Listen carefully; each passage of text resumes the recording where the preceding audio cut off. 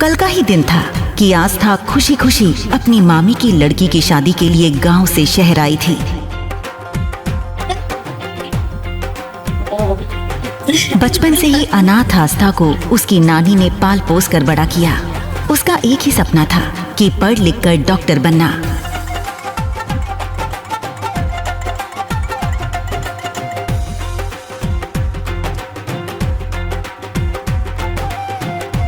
लेकिन ये सब हुआ कैसे? कैसे आस्था बन गई दुल्हन? आज बेंगलुरु में हजारों लोगों की भीड़ और कैमरास की चमक के बीच मंच पर बैठे देश के सबसे ताकतवर बिजनेसमैन अरमान सिंघानिया की शादी का दिन था। लेकिन मंडप के पास खड़ा दूल्हा अपनी दुल्हन के इंतजार की जगह अपने लैपटॉप और फोन में बिजी था। शहर के लोग हैरान थे कि अरमान सिंघानिया जैसी हस्ती ने एक मिडिल क्लास लड़की से शादी करने का फैसला क्यों लिया। विवाह का शुभ मुहूर्त निकला जा रहा, दुल्हन को बुलाइए। बुलाइए ना बिटिया को। हाँ, अभी लेकर आता हूँ।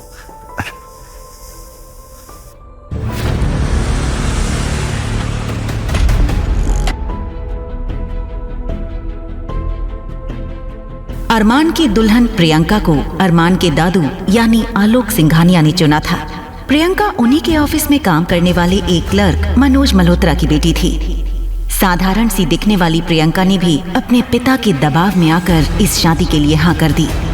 लेकिन आज शादी के दिन जैसे ही मनोज जी अपनी बेटी प्रियंका के कमरे में घुसे तो अंदर का नजारा देखकर उनके पैरों तले जमीन खिसक गई। प्रियंका मंडप में आने से ठीक पहले गायब हो चुकी थी। प्रियंका, ये तूने क्या किया? जैसे ही ये बात उसके माता पिता को पता चली तो उनके पैर कांपने लगे। तभी वहाँ खड़े आलोक जी को जैसे ही इस बात का एहसास हुआ कि कहीं कुछ गड़बड़ हुई है तो वो भी उस ओर बढ़ गए। बिटिया तैयार हुई कि नहीं? हाँ, बस वो तैयार हो रही है, थोड़ी देर में आ जाएगी। आप जाइए ना। लेकिन ये झूठ ज्यादा देर टिक नहीं पाया क्योंकि अरमान के दादाजी ने कमरे के अंदर से आ रही रोने की आवाज सुन ली थी। उन्होंने एक झटके में कमरे का दरवाजा खोला और अंदर घुस गए।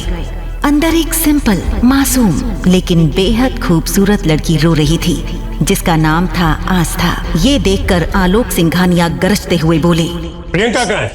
प्रियंका भाग गई सर, और हमें पूरा यकीन है कि इस आस्था ने उसे भगाया है। मैंने कुछ नहीं किया मामी जी, प्लीज मेरी बात का भरोसा कीजिए। ये शादी होकर रहेगी। अगर दुल्हन भाग गई है तो उसकी जगह कोई और बैठेगी। अगर ये शादी नहीं हुई तो पता है ना अरमान का गुस्सा। अरमान के गुस्से से कोई नहीं बचा पाएगा, मैं भी नहीं।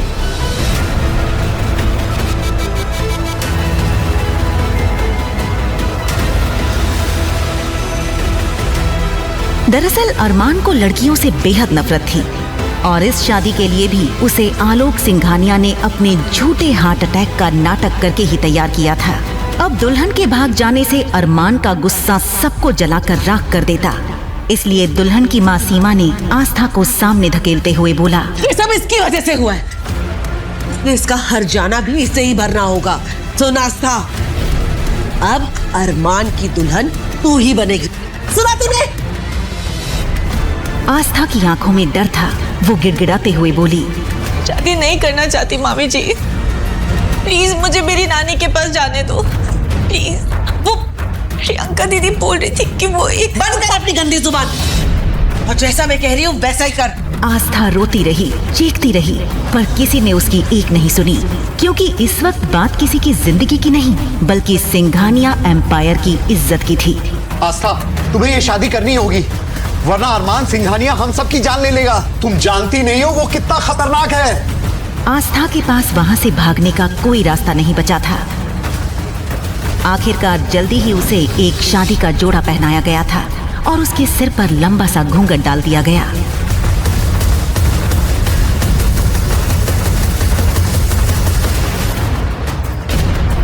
हाथ आगे बढ़ाइए।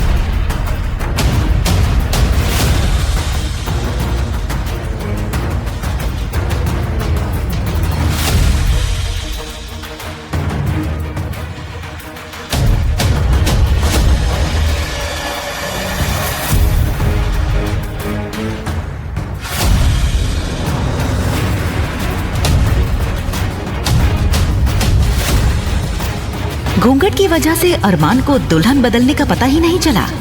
अरमान ने जल्दी जल्दी सारी फॉर्मेलिटीज पूरी की और फिर वो अपने फोन और काम में पूरी तरह से खो गया। बड़ी साहब, इसमें इस लड़की की सारी जानकारी। इधर आस्था के बारे में सभी चीजें जानने के लिए अरमान के दादू आलोक सिंघानिया ने उसकी पूरी जन्म कुंडली अपने हाथों में मंगवा ली थी। लेकिन जैसे ही आलोक जी की नजर आस्था के माँ बाप जो कि एक्सीडेंट में मारे गए थे उनकी डिटेल्स पर पड़ी तो उनके होश उड़ गए और वो खुद से बुदबुदाते हुए बोले, पहले मैंने सोचा था कि इस लड़की को 2-4 दिन के बाद तलाक दिलवाकर आजाद करवा दूंगा, लेकिन अब नहीं। ये जिंदगी भर अरमान सिंघानिया की पत्नी बनकर ही रहेगी। इसी के साथ आस्था विदा होकर सिंघानिया मैंशन के दरवाजे पर पहुंच गई। अरमान तेजी से दरवाजे के अंदर जाने लगा कि तभी अरमान बेटा, शादी के बाद अकेले घर नहीं आ सकते, बहू को लाना पड़ेगा। जाओ, बहू को लेकर आओ। अपने माता पिता को खोने के बाद एक दादू ही थे जिन्हें अरमान अपनी जान से भी ज्यादा प्यार करता था और उनकी किसी भी बात को टालता नहीं था।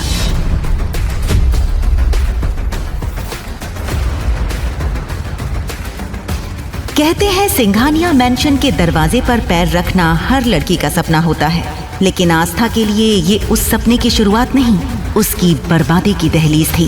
आस्था ने अभी भी घूंघट नहीं हटाया था, इसलिए उसे कुछ भी सही से नहीं दिख रहा था। अरमान ने लंबे लंबे कदम भरते हुए घर के अंदर आ गया। ये देखते ही वहाँ मौजूद अरमान के छोटे भाई और उसके कुछ दोस्तों ने सीटी बजानी शुरू कर दी। लेकिन घर के अंदर पहुँचते ही अरमान ने आस्था को खुद से दूर करते हुए बोला, और हाँ, ये जितना नाटक करना था हो गया। मुझे ऑफिस का काम करना है और नाटक नहीं चाहिए। ये बोलते हुए अरमान अपने स्टडी रूम में घुस गया। जी दादाजी। भाभी आइए, मैं आपको कमरा दिखाता हूँ। इधर दादाजी का इशारा पाते ही अरमान के भाई अहान ने आस्था को अरमान के कमरे में छोड़ते हुए बोला, आइए भाभी, वेलकम। यह है आपका कमरा। किसी भी चीज की जरूरत तो आप बस बेल बजा दीजिए, कोई ना कोई जरूर हाजिर हो जाएगा आपकी सेवा में। आप कंफर्टेबल हो जाइए, मैं आपको थोड़ी देर में मिलता हूँ। जैसे ही आस्था अंदर आई उसने राहत की सांस ली। पहली बार वो अपने नए घर में अकेली थी। उसने जैसे ही दरवाजे को अंदर से धक्का दिया तो दरवाजा एक तेज आवाज के साथ ऑटोमेटिक लॉक हो गया। दरवाजे में ऑटोमेटिक इलेक्ट्रॉनिक लॉक होने के बारे में बेचारी आस्था को जरा भी पता नहीं था। अंदर पहुंचते ही आस्था ने घूंघट हटाया और एक लंबी गहरी सांस ली। आस्था इतनी थकी हुई थी कि थोड़ी ही देर में नींद उसे घेर लेती है। उधर रात को 2 बजे जब अरमान अपना काम खत्म करके अपने कमरे में सोने के लिए पहुंचता है, बेड के एक कोने पर आस्था दूसरी तरफ चेहरा करके सोई हुई थी। उसे देखते ही अरमान नफरत से बोला, दादाजी बिना सिर्फ मेरे कमरे में भेजने की क्या जरूरत थी? वैसे भी ये शादी नाम की है, लेकिन क्या फर्क पड़ता है? ये हो या कोई और, कोई भी लड़की मेरी लाइफ में नहीं आ सकती। वो खासकर आस्था को जगाने की कोशिश करता है लेकिन आस्था गहरी नींद में थी, इसलिए उसे कुछ सुनाई नहीं दिया। ये देखकर अरमान चिढ़ गया और उसने टेबल पर रखा ग्लास हाथ मारकर नीचे गिरा दिया।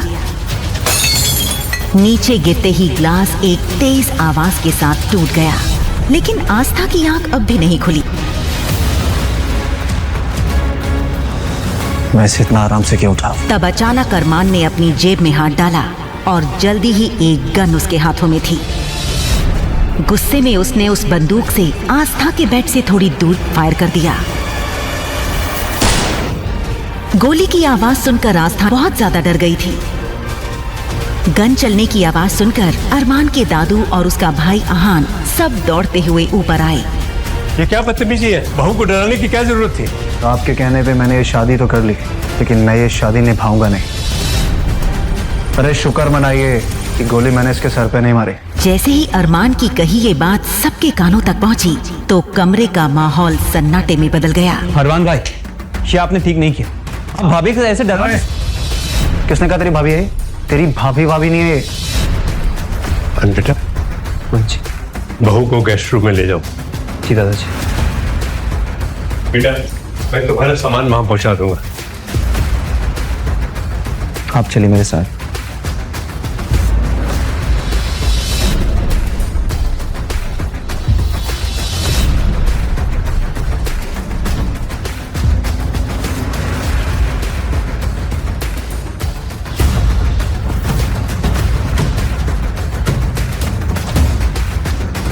हमें माफ कर देना बेटी। हम जानते हैं तुम्हारे साथ हमने बहुत नाइंसाफी की है और उस वक्त कोई और रास्ता भी नहीं था। दादाजी, आप माफी क्यों मांग रहे हैं? जो कुछ भी हुआ उसमें आपकी कोई गलती नहीं है। बेटी, अगर तुम अरमान को पूरी तरह बदल दोगी ना तो मैं तुम्हारे डॉक्टर बनने का सपना हकीकत में बदल दूंगा। ये वादा है मेरा तुमसे।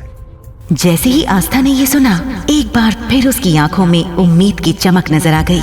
मैं जानता हूं बेटी, ये काम सिर्फ और सिर्फ तुम कर सकती हो। फिलहाल रात काफी हो गई है, मैं तुम्हारा सूटकेस भिजवाता हूं। तुम कपड़े चेंज कर यहीं सो जाओ। वैसे भी कल सुबह अरमान को पेरिस जाना है बिजनेस डील के लिए।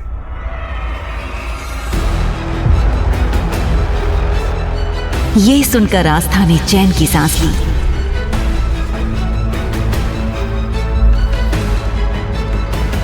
अगली सुबह जब वो सोकर उठी तो उसे जिंदगी में पहली बार शहर की सुबह इतनी सुहानी लगी। वो कुछ सोचते हुए धीरे धीरे गार्डन की तरफ बढ़ गई। गार्डन में पहुंचते ही उसकी नजर एक आदमी पर पड़ी जिसने फॉर्मल पैंट शर्ट पहन रखी थी।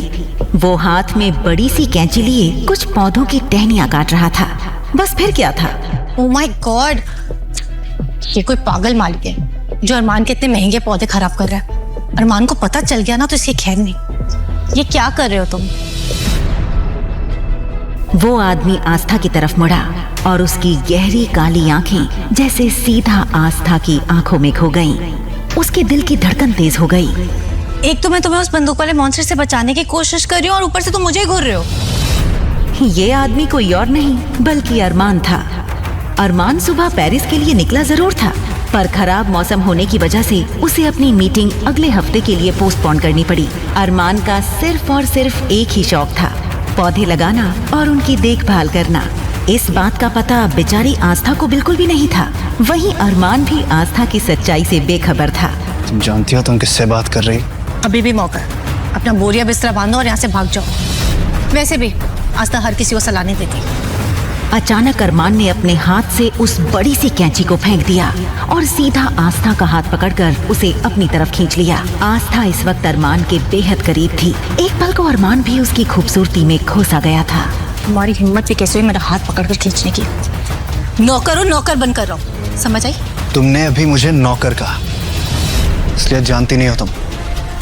लो भाई, भलाई का जमाना ही नहीं। एक तो मैं तुम्हें उस बंदूक वाले मॉन्स्टर से बचाने की कोशिश कर रही हूँ और तुम मुझे तड़ी दिखा रहे हो। तड़ी? ये तड़ी क्या होता है? हे भगवान, लगता है उस मॉन्स्टर ने अपने जैसे लोग अपने घर पे पाले हैं। तड़ी मतलब होता है धमकी। यहाँ मैं तुम्हें बचाने की कोशिश कर रही हूँ और तुम मेरे पे टशन झाड़ रहे हो। ये सुनते ही अरमान गुस्से में बिना पलक झपकाए आस्था को देखने लगा था। भाभी! आस्था ने पलट कर देखा तो दरवाजे पर आहान खड़ा था, जो कॉलेज से आज जल्दी लौट आया था। भाभी, भैया तो यहाँ है नहीं, फिर आप यहाँ किससे बात कर रहे हो? दरवाजे पर खड़े आहान को सिर्फ आस्था बोलते हुए दिखाई दे रही थी, लेकिन जैसे ही वो थोड़ा आगे बढ़ा तो उसकी नजर अरमान पर पड़ते ही उसके होश उड़ गए। वो पसीने से तर हो गया और हकलाते हुए बोला, भाभी, मेरा मतलब है मैडम, आप प्लीज अंदर चलिए अभी।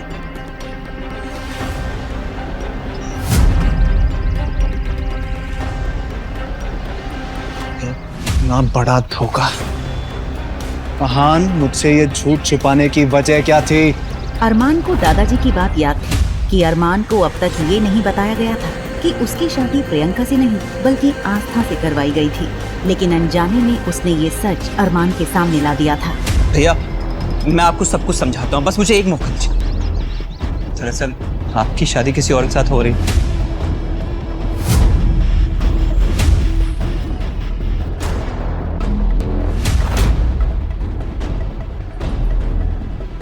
जैसे ही आहान ने अरमान को उसकी शादी का पूरा सच बताया तो उसका शरीर गुस्से से कांपने लगा। इधर जैसे ही आस्था को पता चला कि वो जिससे बहस कर रही थी वो कोई और नहीं बल्कि अरमान ही था, तो उसके चेहरे का रंग उड़ गया। पर तब तक बहुत देर हो चुकी थी। अरमान ने अपनी जेब में हाथ डालकर एक झटके में अपनी गन निकाल ली थी। अरमान, आप ये क्या कर रहे हैं? मुझे झूठ बोलने वाले और धोखा देने वाले लोगों से सख्त नफरत है, और मेरे साथ धोखा हुआ है। ये कहते हुए अरमान ने अगले ही पल ट्रिगर पर रखी अपनी उंगली दबा दी।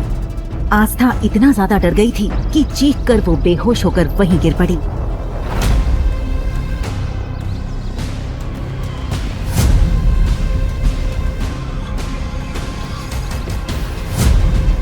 आहान ने अगले ही पल आस्था को सोफे पर लेटाते हुए अपने दोस्त ध्रुव को कॉल करके घर आने के लिए बोल दिया। ध्रुव शहर का जाना माना सर्जन और डॉक्टर था। आस्था को इस हाल में देखकर दादाजी ने सफाई देते हुए अरमान से कहा, अरमान बेटा,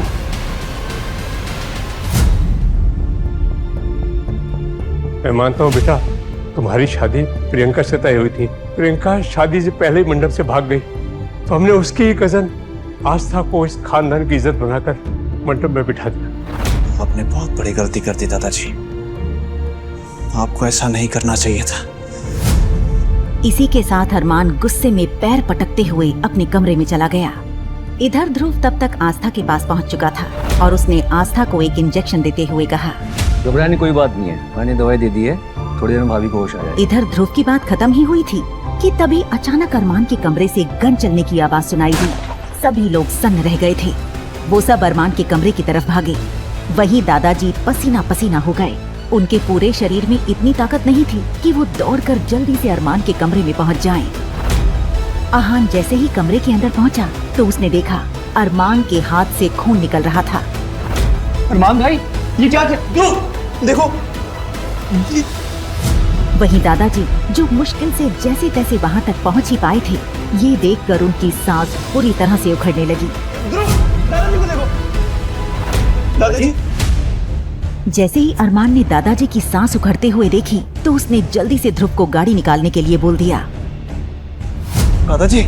वहीं अरमान और बाकी सब जब दादाजी को लेकर नीचे आ रहे थे, एक एक करके सबकी नजर आस्था पर पड़ रही थी, क्योंकि आस्था अभी तक बेहोशी में हॉल के सोफे पर ही लेटी हुई थी। सबसे आखिर में अरमान की नजर आस्था पर पड़ी। उसने बड़े ही गुस्से और नफरत से आस्था की तरफ देखा। दादाजी की इस हालत की जिम्मेदार सिर्फ तुम हो आस्था। तुम्हें इस बात का हर जाना तो हर हाल में भुगतना होगा। जल्दी ही वो सब शहर के मशहूर हॉस्पिटल में पहुंच चुके थे और दादाजी को इमरजेंसी रूम में ले जाया गया। वहीं इधर घर पर उन सबके जाने की कुछ देर बाद आस्था को होश आया। होश आते ही आस्था के कानों में सन्नाटा चुभने लगा। उसने भारी सर के साथ पूरे घर में आवाज लगाई, दादाजी, दादाजी, आहान जी, कोई है? मैम। आप कौन है और आप मेरा रास्ता ऐसे कैसे रोक रहे हैं? मैम, मैं देव हूँ और अभी घर में कोई नहीं है और आपको बाहर जाने की परमिशन नहीं। कोई नहीं है मतलब अभी तो सब यहीं थे ना? दादाजी कहाँ हैं? दादाजी की तबीयत अचानक बिगड़ गई थी, इसलिए सब लोग उन्हें लेकर हॉस्पिटल गए हैं। मुझे अभी उनके पास जाना है। माफ कीजिएगा मैम, बॉस ने अरमान सर के परमिशन के बिना आप बाहर नहीं जा सकती। मुझे किसी की इजाजत की जरूरत नहीं है। आस्था की जिद के आगे देव को झुकना पड़ा। वो आस्था को कार में बैठाकर हॉस्पिटल के लिए निकल गया। वहीं उधर हॉस्पिटल में माहौल बेहद खराब था। ध्रुव वार्ड से बाहर निकला। अरमान ब्रो, दादाजी की हालत बहुत नाजुक है। दूसरा हार्ट अटैक आया। अगर उन्हें जरा सा भी स्ट्रेस दिया तो शायद हम उन्हें जान से खो दें। मेरे दादाजी को कुछ नहीं हो सकता। ये बात ना अपने दिमाग में डाल ले। सच्चाई यही है अरमान भाई, हमेशा आपकी जिद और गुस्से की वजह से उनकी जान पर बनाती है। आप भी नहीं मानेंगे ये बात। छोड़ो उसे। अरमान के दोस्त आकाश और सुमित ने बीच बचाव कर ध्रुव को छुड़ाया। अरमान टूट चुका था। वो अकेले में जाकर दीवार से सटकर खड़ा हो गया। वो अभी सोच में डूबा ही था कि तभी गैलरी के दूसरे छोर से आस्था दौड़ती हुई आई और मुड़ते ही वो अरमान से जा टकराई। उसने नजरें उठाई तो सामने आग की तरह गरम अरमान सिंघानिया खड़ा था। माँ क्या कर रही? मैं दादाजी को मौत के मुंह में धकेलने के बाद तुम्हारी इतनी हिम्मत तमाशा करने आ गई। आस्था थर थर कांप रही थी। उसने कभी सपने में भी नहीं सोचा था कि जिस इंसान से उसकी शादी हुई है वो इतना पत्थर दिल होगा। मुझे दादाजी से मिलने दीजिए प्लीज। दादाजी का नाम ना अपनी जुबान पे भी मत लेके आना। और अगर तुम्हें लगता है ना कि तुम अपनी ये खूबसूरती का जाल फैला के मेरे परिवार को अपने वश में कर लोगी तो गलत फहमी में हो। अपनी इस खूबसूरती का जाल कहीं और पे फैलानी मुझ पे काम नहीं करेगा। आस्था कुछ कहना चाहती थी पर शब्द हलक में ही फंस कर रह गए। तभी पीछे से देव की आवाज आई। बॉस, दादाजी को होश आ गया, वो आपसे मिलना चाहते। अरमान ने झटके से आस्था का हाथ छोड़ा और दादाजी से मिलने के लिए वार्ड के अंदर चला गया। अरमान जैसे ही बिस्तर के पास पहुंचा। अरमान बेटा, मैं जानता हूँ तुम ये शादी नहीं करना चाहते थे, लेकिन आस्था इस घर की बहू है। मैं चाहता हूँ कि तुम इसे अपना लो। दादाजी, वो लड़की मेरी जिंदगी का हिस्सा कभी नहीं बन सकती। अरमान भाई, आप ये क्या बोल रहे हो? भाभी बारी खड़ी हुई। क्या भाभी? भाभी नहीं है तेरी वो। मेरी बात ना कान खोल के सुन लो, उसके साथ कोई रिश्ता नहीं जुड़ेगा। तभी दादाजी की आंखों में एक अजीब सी चमक और गुस्सा उभरा। बेटा, आस्था बाहर खड़ी है। देखो बेटा, अगर तुम हमारी बहू को अंदर नहीं लेकर आओगे ना तो मैं तुमसे अपने चिता को अग्नि देने का अधिकार भी छीन लूंगा। ये सुनते ही कमरे में जैसे सन्नाटा छा गया। अरमान का चेहरा गुस्से से लाल हो गया। उसे लेकर आओ। अरमान भाई होश में आइए। दादाजी अब आस्था भाभी से जुड़ चुके हैं। अगर आप उन्हें जुदा करेंगे, इस स्ट्रेस में उनकी जान भी जा सकती है। आप वाकई अपने गुस्से के लिए उनकी जान का सौदा करेंगे? कम से कम एक बार प्लीज इंसान होने का नाटक करो। अगर ये लड़की दादाजी को ठीक रख सकती है तो इसका इस्तेमाल मैं अपने तरीके से करूंगा।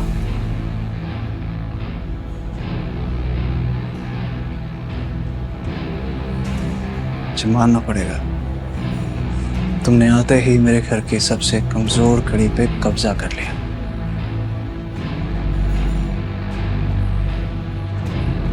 जब तक दादाजी इस हॉस्पिटल में है ना, तुम्हें मेरी पत्नी होने का नाटक करना होगा।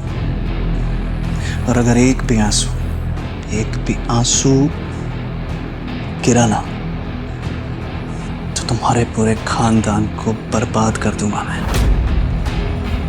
लियो, ठीक करो अपना और अंदर चलो। आस्था ने किसी आज्ञाकारी बच्चे की तरह अपने आंसू पोंछे और अरमान के पीछे पीछे कमरे में दाखिल हुई। दादाजी ने मुस्कुराकर आस्था का हाथ पकड़ा। वहीं अरमान एक कोने में खड़ा दादाजी और आस्था को देख रहा था। ये क्या जादू कर दिया इस लड़की ने? कुछ ही घंटों में सबको अपना गुलाम बना लिया इस लड़की ने। इसे तो मैं बाद में देखूंगा। भाभी, अभी आपकी तबीयत कैसी है? अरे आकाश, क्या तुझे द ग्रेट ध्रुव के इलाज में शक है क्या? अरे बिल्कुल नहीं, भाभी एकदम फिट है। आकाश भैया, ध्रुव जी बिल्कुल ठीक कह रहे हैं। मैं बेहतर हूँ। ध्रुव जी, मेरी आपसे बस एक ही रिक्वेस्ट है, दादाजी को जल्दी ठीक करके घर भेज दीजिए ना। अरे भाभी, आप फिक्र ना कीजिए, बस रिपोर्ट आने में 2-3 घंटे बाकी है। तब तक आप अरमान भाई के साथ घर पे जाकर रेस्ट कीजिए। ये सुनते ही आस्था का चेहरा सफेद पड़ गया। उसके होंठ फड़फड़ाए लेकिन शब्द बाहर नहीं निकल पाए। आस्था, ध्रुव सही कह रहे हैं। और अगर तुम बीमार हो गई तो दादाजी का ख्याल कौन रखेगा? चलो घर चले।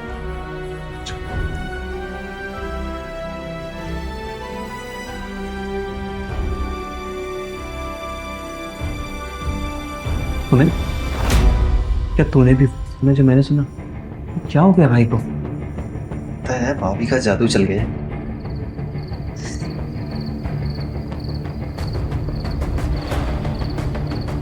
हे भगवान, प्लीज आज इस मॉन्स्टर से बचा दो।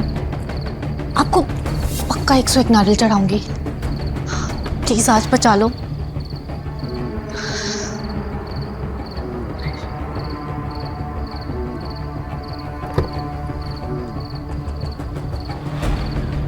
गाड़ी मेंशन पहुंचते ही अरमान बिना पीछे मुड़े तेज कदमों से अंदर चला गया। वहीं देव ने आस्था के लिए कार का दरवाजा खोला।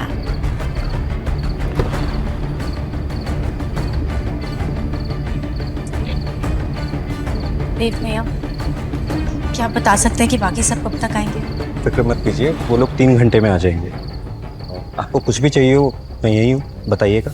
देव समझ गया था कि आस्था अरमान के साथ अकेले रहने से मौत की तरह डर रही थी। आस्था ने भारी मन से मेंशन के अंदर कदम रखा कि तभी एक नौकर ने आकर उसे और डरा दिया। मैम, आपको सर ने रूम में बुलाए।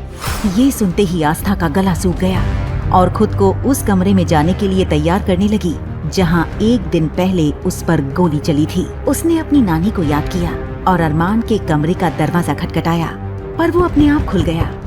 जैसे ही वो अंदर जाने से हिचकिचाई, कमरे के भीतर से एक भारी आवाज गूंजी। अब क्या सारी रात वहीं खड़ी रहोगी या मैं लेने आऊं? अंदर आओ। आस्था घबराकर अंदर चली गई। कमरा धुंधली रोशनी में डूबा था। सोफे पर बैठे अरमान की आंखें किसी शिकारी की तरह चमक रही थीं। आज से इस घर में तुम्हारा काम दादाजी का ख्याल रखना होगा। इस घर में तुम्हारी हैसियत सिर्फ एक केयर टेकर और सिर्फ एक नौकर की होगी, इससे ज्यादा कुछ भी नहीं। और ये बात दादाजी को और मेरे दोस्तों को बिल्कुल पता नहीं चलनी चाहिए।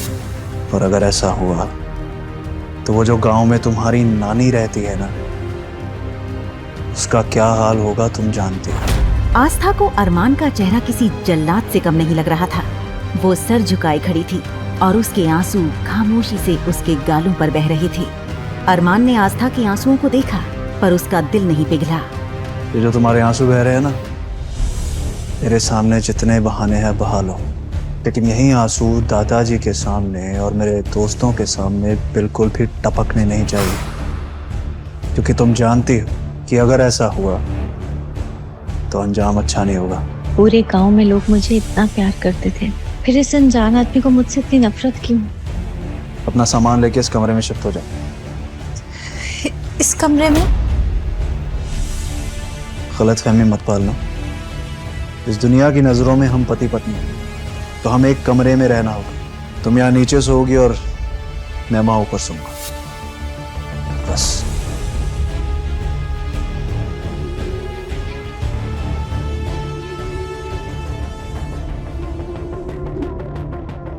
आस्था दौड़कर अपने उस कमरे में गई जो दादाजी ने उसे दिया था और बेड पर गिरकर फूट फूट कर रोने लगी। लेकिन फिर उसे अरमान की धमकी याद आई। तो वो जो गांव में तुम्हारी नानी रहती है ना, उसका क्या हाल होगा तुम जानते हो। उसने खुद को संभाला। नहीं आस्था, तो रो नहीं सकती। तुझे हिम्मत दिखानी होगी। नानी और दादाजी की सलामती के लिए तुझे उस मॉन्स्टर का सामना करना ही होगा। आस्था अपना छोटा सा बैग लेकर अरमान के कमरे में पहुंची। अपना सामान उस कोने में रखो और यहाँ के बैठ जाओ। अब क्या चाहिए इसे मुझसे? अभी कुछ बचा है क्या? तो फाइल उठाओ, उसमें कॉन्ट्रैक्ट है। जब तक तुम मेरे साथ इस कमरे में रहोगी, इस कॉन्ट्रैक्ट पे साइन करके रहोगी। ये सुनते ही आस्था ने जैसे ही उस फाइल में मौजूद उस कॉन्ट्रैक्ट पेपर्स पर नजर डाली तो उसकी आंखें चौड़ी हो गईं। चेहरे का सारा रंग उड़ गया। आखिर क्या लिखा था उन कॉन्ट्रैक्ट पेपर्स में, जिसे देखकर आस्था के उड़ गए थे होश? क्या दादाजी और अपनी नानी को बचाने के लिए आस्था कर देगी उन पेपर्स पर साइन? अरमान के गुस्से के पीछे छुपा है अतीत का कौन सा राज? क्या होगा आस्था के साथ आगे इस कहानी में? क्या वो अरमान के पत्थर दिल को पिघलाने में हो पाएगी कामयाब और शुरू होगी एक प्रेम कहानी? आस्था ने सवाल भरी नजरों से अरमान को देखा, जैसे पूछना चाह रही हो कि ये कौन सी फाइल है। अरमान ने उसकी नजरें समझकर कहा, इस फाइल में साफ लिखा है कि अगले 6 महीने तुम मेरे लिए केयरटेकर का काम करोगी। मैं तुम्हें इस घर में केयरटेकर के लिए अपॉइंट कर रहा हूँ। हर महीने 1 लाख रुपए सैलरी मिलेगी। 6 महीने में कुल 6 लाख रुपए। आस्था की आंखें हैरत से फैल गईं। अरमान के अंदाज ने उसका वजूद हिला दिया। उसने आस्था के आत्मसम्मान पर उंगली उठाई थी। ये उसके लिए शर्मनाक था। अरमान ने उसे लालची और जालसाज कहकर अपमानित किया। आस्था सोचने लगी, इस क्रूर मॉन्स्टर के पास इतना पैसा है, लेकिन क्या फायदा, जो इंसान को इंसान ही ना समझे और ना ही बात करने की तमीज जानता हो। आस्था का मन हुआ कि वो अरमान से कह दे, मुझे तुम्हारे पैसों में कोई इंटरेस्ट नहीं, अपने पैसे अपने पास रखो। अगर अरमान ना भी कहता तो भी वो दादाजी की सेवा करती, ये उसका फर्ज था। दादाजी ने उसे जो प्यार और विश्वास दिया, उसके लिए वो कुछ भी करती। उनकी सेवा वो बिना पैसे की भी करती, लेकिन वो अरमान के सामने कुछ नहीं कह सकी। वो बस उसे एकटक देखती रही। क्या ऊंचा सुनाई देता है या मेरे पेशेंस को बार बार चैलेंज कर रही हो? मैंने कहा ना, पेन उठाओ और साइन करो। एक बात याद रखना, अगर तुमने अरमान सिंघानिया के नाम का मिसयूज करने की कोशिश की तो तुम्हें ऐसी सजा मिलेगी जिसके बारे में तुम सोच भी नहीं सकती। आस्था ने बिना देर किए पेन उठाया और बिना पढ़े फाइल पर साइन कर दिए। वो बस अरमान से पीछा छुड़ाना चाहती थी। साइन करते ही अरमान ने एक झटके से पेपर्स उठा लिए और तिरछी मुस्कान के साथ आस्था की ओर देखने लगा। अचानक पेपर्स बेड पर फेंक कर वो आस्था की ओर बढ़ा। आस्था डर के मारे पीछे हटने लगी। हे कान्हा जी, अब मैं कहाँ जाऊं? इस मॉन्स्टर से कैसे बचूं? अरमान ने दोनों तरफ से उसका रास्ता रोककर उसके खूबसूरत चेहरे को गौर से देखा और बोला, तुम जानती हो तुमने किन पेपर्स पर साइन किए? क्या तुम पढ़ी लिखी नहीं हो? तुमने एक बार भी पेपर्स पढ़ना जरूरी नहीं समझा? आस्था ने हैरानी से उसकी ओर देखा। अरमान बोला, चलो तुमने नहीं पढ़ा तो मैं बता देता हूँ। लास्ट के 2 कॉलम में लिखा है कि अगर तुमने मुझे धोखा देने या झूठ बोलने की कोशिश की तो मेरे पास तुम्हारा मर्डर करने का भी हक है। अरमान को इतने करीब देखकर आस्था ने जोर से चिल्ला दिया। चीख अरमान के कानों में पड़ी, जिससे उसके कानों में झंझनाहट हो गई। उसने एक हाथ अपने कान पर और दूसरा आस्था के मुंह पर रखा। बेवकूफ लड़की, ये क्या किया? इतनी जोर से कौन चीखता है? आस्था उसकी गुस्से वाली आवाज सुनकर फिर डर गई और जोर जोर से रोने लगी। उसे रोता देख अरमान समझ नहीं पा रहा था कि क्या कहे। इस लड़की ने उसका कान फोड़ने की कोशिश की और अब खुद रो रही है, जैसे कितनी मासूम हो। ये सोचकर वो आस्था को देखता हुआ कमरे से बाहर निकल गया। अरमान के जाने के बाद आस्था ने राहत की सांस ली। बेड के एक सिरे पर बैठकर वो रोने लगी और खुद से बोली, नानी माँ, आप कहती थी कि सबके साथ भला करो तो हमारे साथ भी भला होगा। मैंने तो कभी किसी के साथ बुरा नहीं किया, फिर इन कुछ दिनों में मेरी जिंदगी के साथ ही क्या हो गया? उधर आकाश, सुमित, ध्रुव और आहान दादाजी को लेकर घर पहुंचे। मैंशन में अजीब सी खामोशी थी। चारों ने किसी से कुछ नहीं कहा। तभी उन्हें सीढ़ियों से उतरता अरमान दिखा। वो दादाजी के पास गया और बोला, दादाजी, आपकी तबीयत अब कैसी है? दादाजी ने उसका सिर सहलाते हुए कहा, मेरे बच्चे, मैं बिल्कुल ठीक हूँ। तूने मेरी सारी परेशानियां खत्म कर दी। आस्था बेटी को अपनाकर तूने मुझे जो खुशी दी, उसके बदले मैं और कितने साल जी सकता हूँ। तूने मुझे जीने की नई उम्मीद दी। अरमान बोला, आप अभी अस्पताल से आए हैं, ज्यादा बात नहीं करेंगे। चलिए अपने कमरे में आराम कीजिए। दादाजी ने कहा, हाँ बेटा, आराम तो कर लूंगा, लेकिन मेरी बहू कहाँ है? मुझे आस्था बेटी से मिलना है, उसके बाद ही आराम करूंगा। दादाजी की जिद सुनकर अरमान थोड़ा गुस्सा हुआ, लेकिन समझ नहीं पा रहा था कि उन्हें आस्था से मिलने से कैसे रोके। अभी अभी आए दादाजी को मायूस करना ठीक नहीं था। वो सोच में पड़ गया। आहान भी बोला, हाँ भैया, भाभी कहाँ है? जब से हम आए हैं उन्हें देखा ही नहीं। आहान ने पूरे इमोशन से कहा कि भाभी कहाँ है। तो ये लफ्ज सुनकर अरमान चिढ़ गया और उसे गुस्से से घूरने लगा। अरमान को खुद को घूरते हुए पाकर आहान हड़बड़ा गया और अपनी नजरें चुराने लगा। तभी ध्रुव ने भी अपनी आवाज पर जोर देते हुए पूछा, हाँ अरमान भाई, बताओ भाभी कहाँ है? अरमान ने कड़े लहजे में कहा, तुम लोग यहीं दरवाजे पर खड़े होकर बेवकूफों की तरह सवाल करना बंद करो। दादाजी को अभी अभी हॉस्पिटल से लेकर आए हो, पहले उन्हें सोफे पर बैठाओ, तब तक मैं उसे लेकर आता हूँ। ऐसा कहकर अरमान वहां से लंबे कदम रखता हुआ अपने कमरे की ओर चला गया। दादाजी ने उसके जाने के बाद उन चारों की तरफ देखकर परेशानी के साथ कहा, अगर मैंने वो नाटक नहीं किया होता तो आस्था अब तक घर से बाहर निकाली गई होती। आस्था को अरमान की सजा से बचाने के लिए ही मैंने ये सब ड्रामा किया है।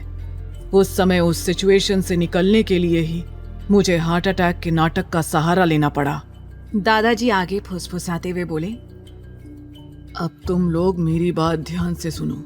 इस ड्रामे के बारे में अरमान को कानों कान खबर नहीं लगनी चाहिए। जब तक आस्था अरमान के दिल में अपने लिए जगह नहीं बना लेती तब तक हमें अपना ये नाटक कंटिन्यू करना पड़ेगा। तुम सब सुन रहे हो ना मेरी बात? इतना सुनते ही ध्रुव शॉक्ड होकर बोला, दादाजी एक पल को तो आपकी हालत देखकर मैं भी धोखा खा गया था कि कहीं आपको वाकई हार्ट अटैक तो नहीं आ गया। लेकिन आप तो बड़े अच्छे एक्टर निकले। आपकी एक्टिंग देखकर मजा आ गया। और तो और ये आहान भी आपको नहीं पकड़ पाया जो खुद को बहुत बड़ा एक्टर समझता है। तो भला अरमान भाई कहाँ से पकड़ते?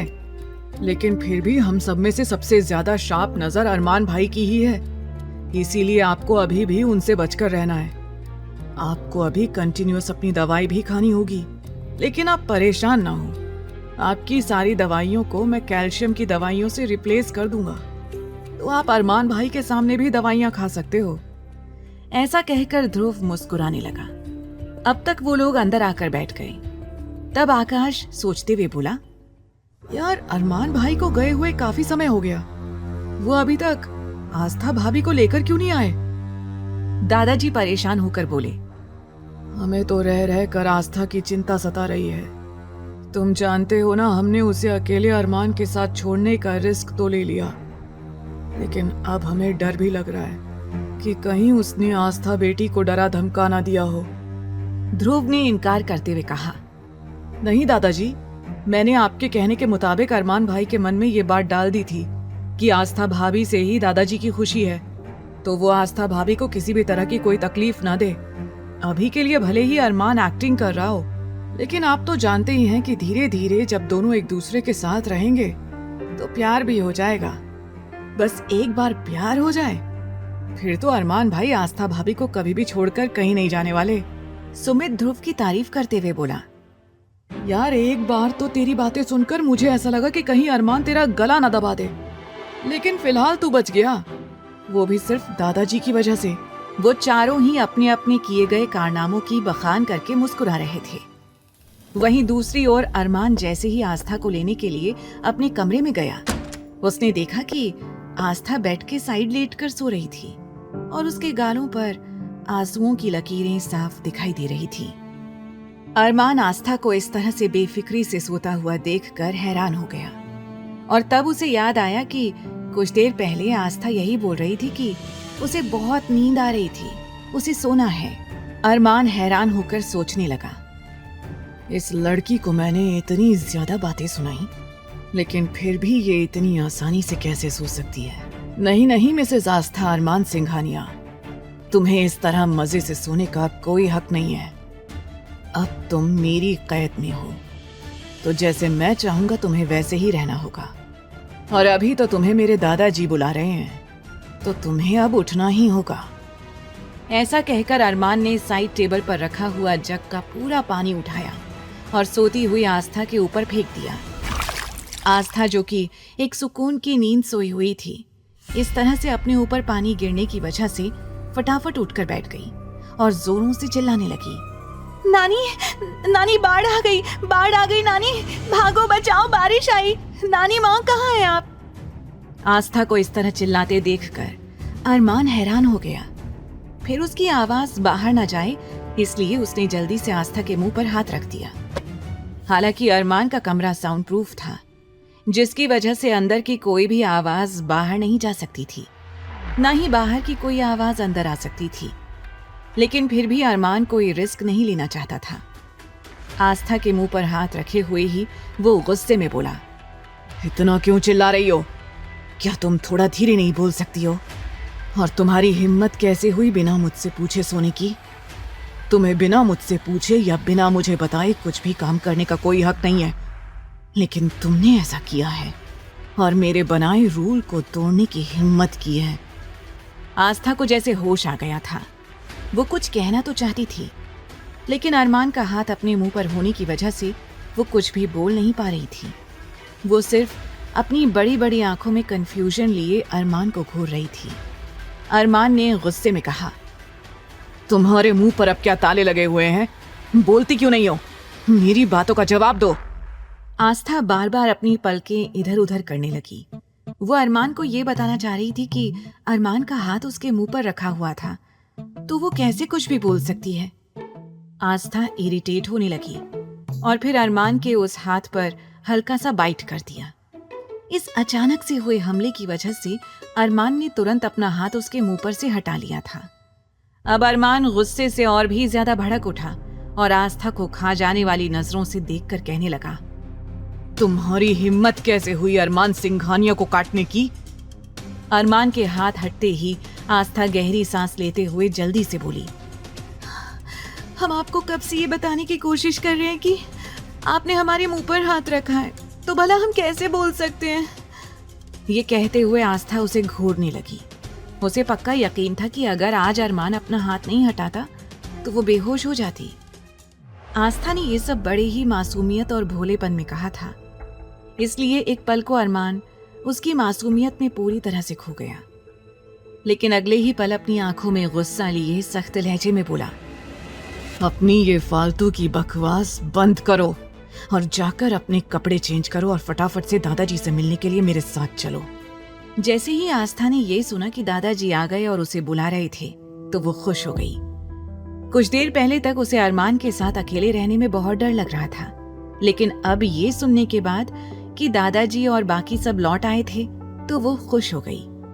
आस्था मासूमियत से बोली, क्या वाकई दादाजी आ गए? हमें भी उनसे मिलना है। ऐसा कहकर आस्था दौड़कर अरमान की साइड से जाने लगी। अरमान ने तुरंत उसका हाथ पकड़ लिया और कहने लगा, तुम पागल हो गई हो क्या? तुम्हें मेरी बातें सुनाई नहीं देती?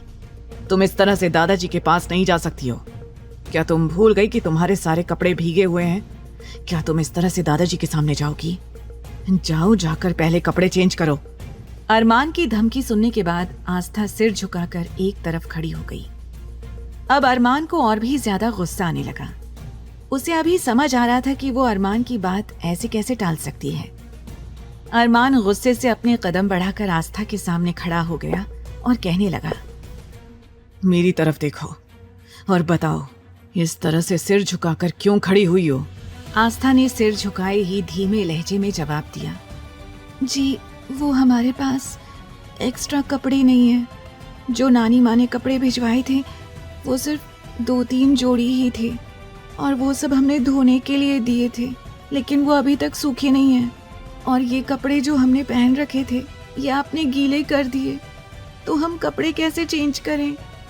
आस्था बहुत भोलेपन से ये सारी बातें कह रही थी और इसलिए अरमान का गुस्सा और भी ज्यादा बढ़ने लगा।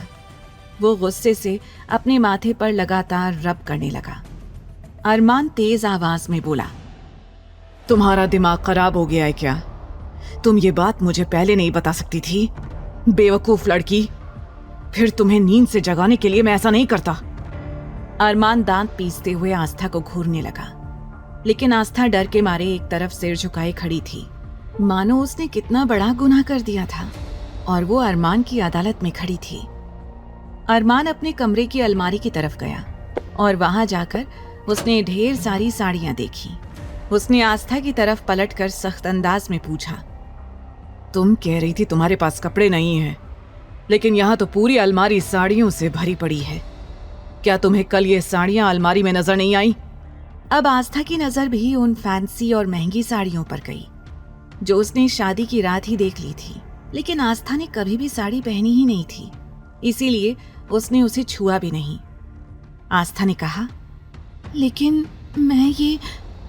आस्था की बातें उसके गले में ही अटक गई। अरमान ने पूछा, लेकिन मैं ये वो क्या? अगर तुमने ये कपड़े देख लिए थे तो तुम ऐसा कैसे कह सकती हो कि तुम्हारे पास कपड़े नहीं हैं? आस्था डरकर जल्दी से बोली, वो हमें ये साड़ियां पहननी नहीं आती हैं। अरमान शॉक्ड होकर बोला, क्या? जैसे ही अरमान ने ये सुना उसका गुस्सा और भी ज्यादा बढ़ने लगा, क्योंकि सामने खड़ी हुई ये लड़की उसके पेशेंस लेवल को चेक कर रही थी। अरमान गुस्से से आस्था की ओर देखकर बोला, तुम सच सच बताओ, क्या सच में तुम्हें साड़ी पहननी नहीं आती है? तब आस्था ने एक बार फिर अपनी गर्दन मासूमियत से ना में हिला दी। तब अरमान ने आस्था की ओर देखते हुए कहा, अपने कपड़े उतारो। अरमान की बात सुनकर आस्था की आंखें हैरानी से फैल गईं। उसने चौंकते हुए कहा, क्या? जो कपड़े अरमान ने उसके ऊपर पानी डालने से गीले कर दिए थे, उन कपड़ों में वो पहले से ही सिमटी जा रही थी। उसने खुद को कवर करने की नाकाम कोशिश की। उसकी हरकत देखकर अरमान शायद आस्था की सिचुएशन समझ गया और तेज आवाज में बोला, क्या तुम्हें सुनाई नहीं दे रहा है मैंने तुमसे क्या कहा? अभी और इसी वक्त अपने कपड़े उतारो। मैं जानता हूँ कि तुम्हें साड़ी पहनना नहीं आता है, ये तुम्हारी शक्ल पर साफ साफ लिखा हुआ दिखाई दे रहा है। मैं साड़ी पहनने में तुम्हारी मदद कर देता हूँ। अरमान के ये कहते ही आस्था के मन में उठ रहे ढेरों सवाल अब कम हो गए।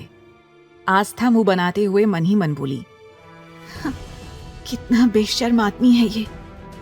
उसने हल्की और धीमी आवाज में पूछा, लेकिन आपको देखकर तो नहीं लगता कि आप साड़ी पहनते होंगे, फिर आपको साड़ी बांधना कैसे आता है?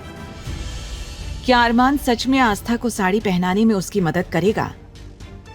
क्या आस्था उसकी जिद के आगे झुकेगी या अपने हक के लिए आवाज उठाएगी? अरमान गुस्से और नफरत से आस्था की ओर देखने लगा, क्योंकि उसे जल्द से जल्द आस्था को दादाजी के पास लेकर जाना था। अरमान ने आस्था की कोई बात नहीं सुनी और अपने कबर्ड से एक महंगी और ब्रांडेड साड़ी निकाल ली और चिढ़कर बोला, मेरे पास तुम्हारे इन फालतू सवालों का कोई जवाब नहीं है। अब फटाफट से अपने कपड़े उतारो और मैं तुम्हारी मदद कर देता हूँ। दरअसल अरमान का इरादा था कि वो अपनी आंखें बंद करके आस्था को गाइड कर देगा कि उसे साड़ी कैसे पहननी है, लेकिन वो अपनी बात आस्था को बोल नहीं पाया। इसलिए अपनी इमेज बरकरार रखते हुए उसने आस्था को सीधे कपड़े उतारने के लिए कह दिया। आस्था ने मन ही मन कहा, बिल्कुल नहीं, मैं ऐसा कुछ नहीं करूंगी। आस्था जल्दी से प्रार्थना करने लगी, हे कान्हा जी, हमारी मदद कीजिए, हमें कोई रास्ता दिखाइए। और फिर किसी लड़की को ऐसा कहते हुए क्या इन्हें बिल्कुल भी शर्म नहीं आ रही है? आस्था अपनी आंखें गोल घुमाकर कुछ आइडिया सोचने में लगी हुई थी। तभी उसके दिमाग में एक आइडिया आया। वो जल्दी से अरमान की ओर देखकर बोली, हार्टलेस। आस्था की आगे की बात उसके गले में ही अटक गई। वो मन में अरमान को हार्टलेस कह रही थी और वही उसकी जुबान पर भी आ गया। अरमान उसकी बातों का मतलब नहीं समझा और सवाल किया, क्या कहा तुमने? आस्था हड़बड़ाते हुए बोली, हमारा मतलब है अरमान जी, वो हम आपसे ये कहना चाहते हैं कि बालकनी में से हमें कुछ आवाजें सुनाई दे रही हैं। अरमान ने अपनी एक आईब्रो उठाकर उसकी ओर देखकर पूछा, आवाज? कैसी आवाज? आस्था जल्दी से बोली, ये तो हमें नहीं पता कैसी आवाजें आ रही हैं, पर हमने वहां जरूर कुछ सुना है। अरमान हैरानी से आस्था की ओर देखता हुआ बालकनी की ओर जाने लगा। अरमान के जाते ही आस्था अचानक से थोड़ा सा मुस्कुरा दी और बड़बड़ाते हुए खुद से कहने लगी, भाग आस्था भाग, कहीं ये शैतान तुझे पकड़ न ले और फिर से तुझे कपड़े उतारने का ना बोलने लग जाए। ये सोचते ही आस्था ने जल्दी से दरवाजा खोला और तेजी से बाहर जाने के लिए दौड़ लगा दी। वो सीधा सीढ़ियों से होते हुए दादाजी के पास जाकर खड़ी हो गई। वो बुरी तरह से हाफ रही थी। वहीं अरमान ने जैसे ही आस्था को इस तरह से भागते हुए देखा तो उसने अपने दोनों हाथों की मुट्ठियों को कसकर बंद कर लिया और गुस्से से बोला, इस मामूली लड़की की इतनी हिम्मत कि इसने मुझसे झूठ कहा, इसे इसकी कीमत चुकानी होगी। फिर खुद को कंट्रोल करते हुए वो जल्दी से नीचे हॉल की तरफ जाने लगा। वहीं दादाजी और चारों दोस्त आस्था को इस तरह से घबराया हुआ देखकर पूरी तरह से हैरान हो गए थे। लेकिन जब दादाजी ने आस्था को अपने सामने देखा तो राहत की सांस ली, वरना उन्हें तो अब तक यही लगता था कि कहीं अकेले में अरमान ने आस्था का मर्डर ही ना कर दिया हो। लेकिन अब आस्था को सही सलामत देखकर वो रिलैक्स्ड थे। ध्रुव फिक्रमंद होकर आस्था से पूछने लगा, क्या हुआ भाभी, आप इतना घबरा क्यों रही हो और आप इतना तेजी से दौड़कर क्यों आ रही हो, जैसे आपके पीछे किसी ने जंगली कुत्ते छोड़ दिए हों। अब तक आहान आस्था के लिए एक ग्लास पानी ले आया और उसकी ओर बढ़ा दिया। फिर पूछा, क्या बात है भाभी, आप इतना घबराई हुई क्यों हो और आप इतना ज्यादा डर किससे रही हो? इससे पहले कि आस्था किसी को कोई जवाब देती, पीछे से अरमान आ गया। अरमान ने अपने दोनों हाथों को अपनी पॉकेट में डाला और बड़ी ही खामोशी से दादाजी के पास आकर खड़ा हो गया। आस्था की नजर जैसे ही अरमान पर पड़ी तो उसकी आंखें हैरत से फैल गईं। वो पानी का घूंट भी पी रही थी, लेकिन अरमान के वहां आते ही डर से उसके गले में पानी अटक गया और वो जोरों से खांसने लगी। अरे भाभी आराम से। ये कहते हुए आकाश और सुमित आस्था के पास जाकर खड़े हो गए। आकाश आस्था का सिर सहलाने लगा और सुमित आस्था की पीठ रब करने लगा। जैसे ही अरमान ने आकाश और सुमित के हाथों को देखा तो उन दोनों को गुस्से से घूरने लगा।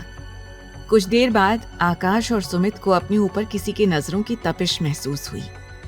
उन दोनों ने एक साथ ही अरमान की ओर देखा और तुरंत आस्था के सिर और उसकी पीठ पर से हाथ हटा दिया। फिर दोनों एक साइड जाकर खड़े हो गए। दोनों एक दूसरे को चोर भरी नजरों से देखकर इशारों ही इशारों में बातें करने लगे। अब तक आस्था भी ठीक हो गई थी। तब ध्रुव ने पूछा, क्या हुआ है भाभी, आप ठीक तो है ना? तभी आस्था कहने लगी, जी जी ध्रुव जी, हम बिल्कुल ठीक हैं, हमें कुछ नहीं हुआ है। वो एक्चुअली हमारे कमरे में ना एक चूहा आ गया था और हम उससे इतना डर गए थे कि हम आपको क्या बताएं, इसीलिए हम दौड़कर सीधा यहाँ आ गए। अब जैसे ही आस्था ने अपने भोलेपन में अरमान की जगह चूहे का नाम लिया, अरमान के अंदर खून बुरी तरह से उबलने लगा। उसका गुस्सा और भी ज्यादा बढ़ गया। वो मन ही मन सोचने लगा, इस लड़की की हिम्मत कैसे हुई मुझे चूहा बोलने की। दादाजी हल्का सा मुस्कुराते हुए कहने लगे, आस्था बेटी, अगर तुम्हारे कमरे में कोई चूहा था तो अरमान से बता देती, अरमान उसे भगा देता, तुम्हें इतना डरने की क्या जरूरत थी। और फिर वो आहान को देखकर कहने लगे, आहान बेटा, जाओ रूम में जाकर देख कर आओ, किस चूहे की हिम्मत हो गई हमारी बेटी को इतना परेशान करने की, जिससे हमारी बेटी इतना ज्यादा डर गई। ऐसा कहकर दादाजी ने आस्था के सिर पर हाथ रखा और उसे बेटर फील कराने की कोशिश करने लगे। तभी दादाजी की नजर आस्था के कपड़ों पर गई। उन्होंने हैरान होकर सवाल किया, बेटा, तुम्हारे कपड़ों को क्या हुआ है? तुम्हारे कपड़े गीले कैसे हैं? आस्था अचानक से दादाजी के पूछे गए सवाल से घबरा गई और उसने चोर नजरों से अरमान की ओर देखा, जो कि अपनी आंखों में आग लिए आस्था को ही घूर रहा था। आस्था ने जल्दी से झूठ बोलते हुए कहा, दादाजी, वो जब हम बाथरूम में थे तब हमें पता ही नहीं चला कि कैसे गलती से हमारा हाथ शावर के ऊपर चला गया और उससे हमारे सारे कपड़े भीग गए। हम बस चेंज करने ही जा रहे थे, लेकिन तभी अरमान जी ने बताया कि आप आ गए हैं, तो इसीलिए हम सबसे पहले आपसे मिलने के लिए आ गए। आस्था ने बड़ी ही चालाकी से अपनी बात कही, जिसे देखकर अरमान मन ही मन बोला, कितनी सफाई से ये लड़की झूठ बोल देती है, मतलब पूरी तरह से जाली और धोखेबाज है ये लड़की। ये सोचते हुए अरमान को आस्था से और भी ज्यादा नफरत होने लगी। दादाजी हंसते हुए बोले, अच्छा चलो बच्चों, तुम जाओ और आराम करो, कल सुबह मुझे तुम सबसे जरूरी बात करनी है, तो इसीलिए तुम सब जाओ और आराम करो। दादाजी ने जैसे ही आस्था और अरमान को वहां से जाने के लिए कहा, आस्था परेशान हो गई, क्योंकि वो अरमान के साथ उसके कमरे में नहीं जाना चाहती थी। इसीलिए वो हिचकिचाने लगी और आपस में अपने हाथों की उंगलियों को मरोड़ने लगी। चारों दोस्त बड़े गौर से आस्था की ओर देख रहे थे। वो एक दूसरे की आंखों में देखकर बातें करने लगे। सुमित धीमी आवाज में बोला, लगता है भाभी को अरमान भाई के साथ कमरे में जाने से डर लग रहा है। आकाश फुसफुसाते हुए बोला, भाई डर क्यों नहीं लगेगा, भाभी तो फिर भी आज ही आई हैं। हम तो कई सालों से अरमान भाई को देखते आए हैं, आज तक हमारी हिम्मत नहीं होती उनके कमरे में जाने की, तो फिर बेचारी मासूम सी इनोसेंट सी भाभी को भला इनसे डर तो लगेगा ही। आहान मायूस होकर बोला, यार मुझे तो भाभी को देखकर सच में बहुत तरस आ रहा है, कितनी प्यारी सी हैं ये। मैं नहीं चाहता कि अरमान भाई इन्हें कोई भी दुख दें।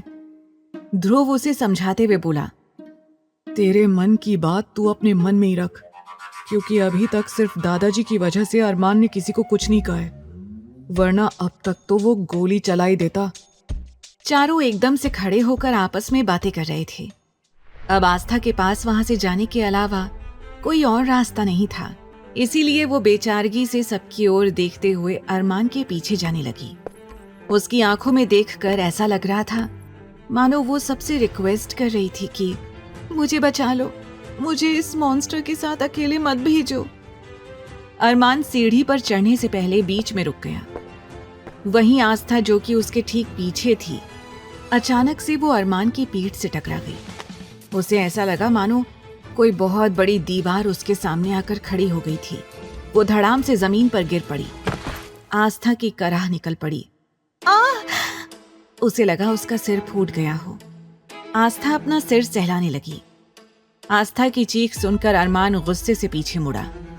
सामने ध्रुव और आहान ने आस्था के दोनों हाथों को पकड़ा हुआ था और उसे उठाने में मदद कर रहे थे।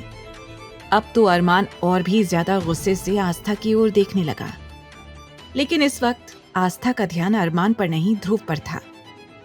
आस्था मन ही मन ध्रुव की बहुत इज्जत करती थी। एक तरह से वो ध्रुव की बड़ी फैन थी, क्योंकि ध्रुव मेडिकल लाइन का वो चेहरा था जिससे मिलने का सभी लोग सपना देखते थे, और आस्था भी उनमें से एक थी। ध्रुव ने फिक्रमंद होकर आस्था से पूछा, भाभी आप ठीक तो है ना? आस्था ने हल्की सी मुस्कुराहट से जवाब दिया, जी ध्रुव जी, हम ठीक हैं। आकाश ने पीछे से आकर सवाल किया, भाभी लेकिन आप गिर कैसे गईं? आस्था मासूमियत से बोली, वो आकाश भैया, हम तो बस ऊपर ही जा रहे थे, लेकिन अचानक से पता नहीं यहाँ इतनी मजबूत दीवार कहाँ से आ गई, जिससे हमारा सिर बहुत जोरों से उसमें लग गया। हमें लगता है कि ये दीवार जरूर मजबूत सीमेंट से ही बनी होगी, तभी तो इतनी मजबूत दीवार है। देखिए ना, अभी तक हमारा सिर चकरा रहा है, लेकिन हमें समझ में नहीं आया कि यहाँ बीच रास्ते में दीवार कहाँ से आ गई। ऐसा कहकर जैसे ही आस्था ने नजरें उठाकर सामने देखा, उसके सामने अरमान खड़ा था। आस्था की सांसें मानो अटक गईं। वहीं चारों आस्था की बातों का मतलब समझते हुए जोरों से हंस पड़े, क्योंकि आस्था दीवार से नहीं टकराई थी, बल्कि अरमान सिंघानिया की पीठ से टकराई थी। आस्था चुप होकर सिर झुकाकर एक तरफ खड़ी हो गई। वहीं उन चारों ने भी अरमान की आंखों में देखते ही सिर झुका लिया और चुप हो गए। अब तक दादाजी भी वहां आ गए थे।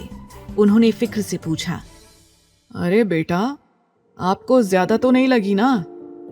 आस्था ने जल्दी से कहा, नहीं दादाजी, हम बिल्कुल ठीक हैं।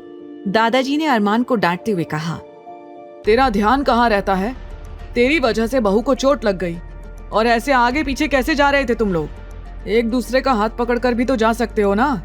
चलो हाथ पकड़ो एक दूसरे का, उसके बाद यहाँ से जाओ। अरमान दादाजी की बात सुनकर गुस्से से उन्हें घूरने लगा, मानो वो आंखों ही आंखों में कहना चाह रहा हो, आप अपनी बीमारी का कुछ ज्यादा ही नाजायज फायदा उठा रहे हैं। लेकिन दादाजी ने एक बार भी अरमान की ओर नहीं देखा, वरना उनकी भी हिम्मत नहीं होती कि वो अरमान को कुछ कह सकें। दादाजी उन चारों को देखकर कहने लगे, अब तुम चारों यहाँ क्या कर रहे हो? क्या तुम लोगों को सोने नहीं जाना है? आकाश बोला, दादाजी मेरी तो कल एक इम्पोर्टेंट मीटिंग है, तो इसीलिए मैं तो आज पहले विला में ही जाऊंगा। वैसे भी विला ज्यादा दूर नहीं है, मैं बस निकल रहा हूँ। तभी ध्रुव ने भी कहा, मुझे भी जाना होगा, लेकिन हाँ, हम लोग सुबह पक्का नाश्ता करने के लिए यहाँ आ जाएंगे। और वैसे भी हम सब भाभी के हाथ के आलू के पराठे मिस नहीं करना चाहते हैं। वैसे भाभी, कल भी क्या आलू के पराठे मिल सकते हैं? आस्था मुस्कुराते हुए कहने लगी, जी जरूर, हम जल्दी आलू के पराठे बना देंगे।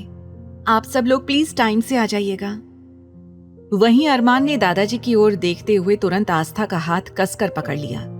आस्था को कुछ समझ में नहीं आया, क्योंकि आस्था अभी भी ध्रुव से और बातें करना चाहती थी, लेकिन तब तक अरमान उसे लगभग घसीटता हुआ अपने साथ सीढ़ी से ऊपर कमरे में लेकर जाने लगा, और जल्दी ही कमरे में जाकर उसने कमरे को अंदर से लॉक कर दिया।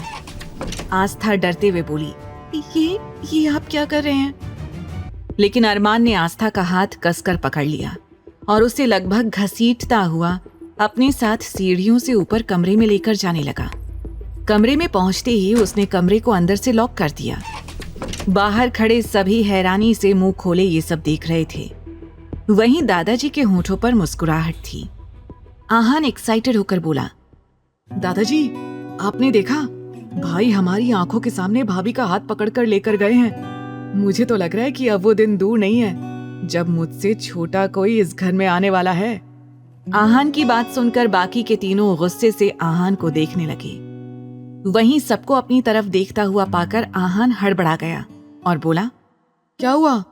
आप लोग मुझे इस तरह से क्यों देख रहे हो? अरे मैं सच कह रहा हूं। दादाजी ने उसे चुप कराते हुए कहा, बदमाश, मुंह बंद कर अपना, और तुम सब लोग भी आराम करने निकल जाओ और सुबह टाइम से यहाँ जमा हो जाना, समझे तुम सब? दादाजी सबको इंस्ट्रक्शन देते हुए अपने कमरे में चले गए। आहान ने मासूम शक्ल बनाकर पूछा, क्या हुआ यार, मैंने फिर कुछ गलत बोल दिया क्या? ध्रुव मुस्कुराते हुए बोला, अरे नहीं आहान साहब, आप गलत कहाँ बोलते हैं, आप तो जो बोलते हैं बिल्कुल सही बोलते हैं। एक दूसरे की तरफ देखकर वो तीनों आहान का मजाक उड़ाने लगे। वहीं दूसरी ओर अरमान ने आस्था को कमरे में ले जाकर कमरा लॉक कर दिया था और गुस्से से आस्था के सामने खड़ा हो गया। आस्था को बहुत डर लग रहा था। उसे समझ नहीं आ रहा था कि वो अब अरमान से कैसे बचे, क्योंकि आज उसने एक साथ 2 से 3 कांड कर दिए थे। पहला, अरमान को झूठ बोलकर कमरे से भाग गई। दूसरा, उसने दादाजी के सामने चूहे को लेकर झूठ बोल दिया। और तीसरा, जब वो अरमान से टकराई तो अरमान की पीठ को सीमेंट से बनी हुई दीवार बोल दिया। अब एक एक करके आस्था के माइंड में अपनी सारी गलतियां घूमने लगी। आस्था ने अपना सिर नीचे किया और जल्दी से अरमान की ठीक साइड से निकलकर जाने की कोशिश करने लगी, लेकिन तभी अरमान ने उसका हाथ पकड़ लिया और पूछा, कहाँ जा रही हो?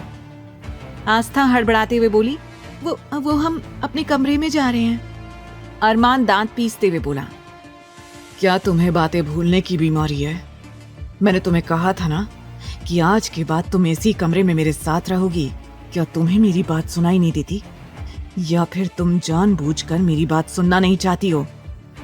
अरमान आस्था को घूरने लगा। आस्था ने जल्दी से कमरे में देखा, जहां सिर्फ एक ही बेड था। वो मासूमियत से बोली, लेकिन यहाँ तो सिर्फ एक ही बेड है और हम 2 लोग हैं। आस्था के मासूमियत भरे सवाल को सुनकर अरमान अपनी उंगलियों से अपने सिर पर टैप करने लगा।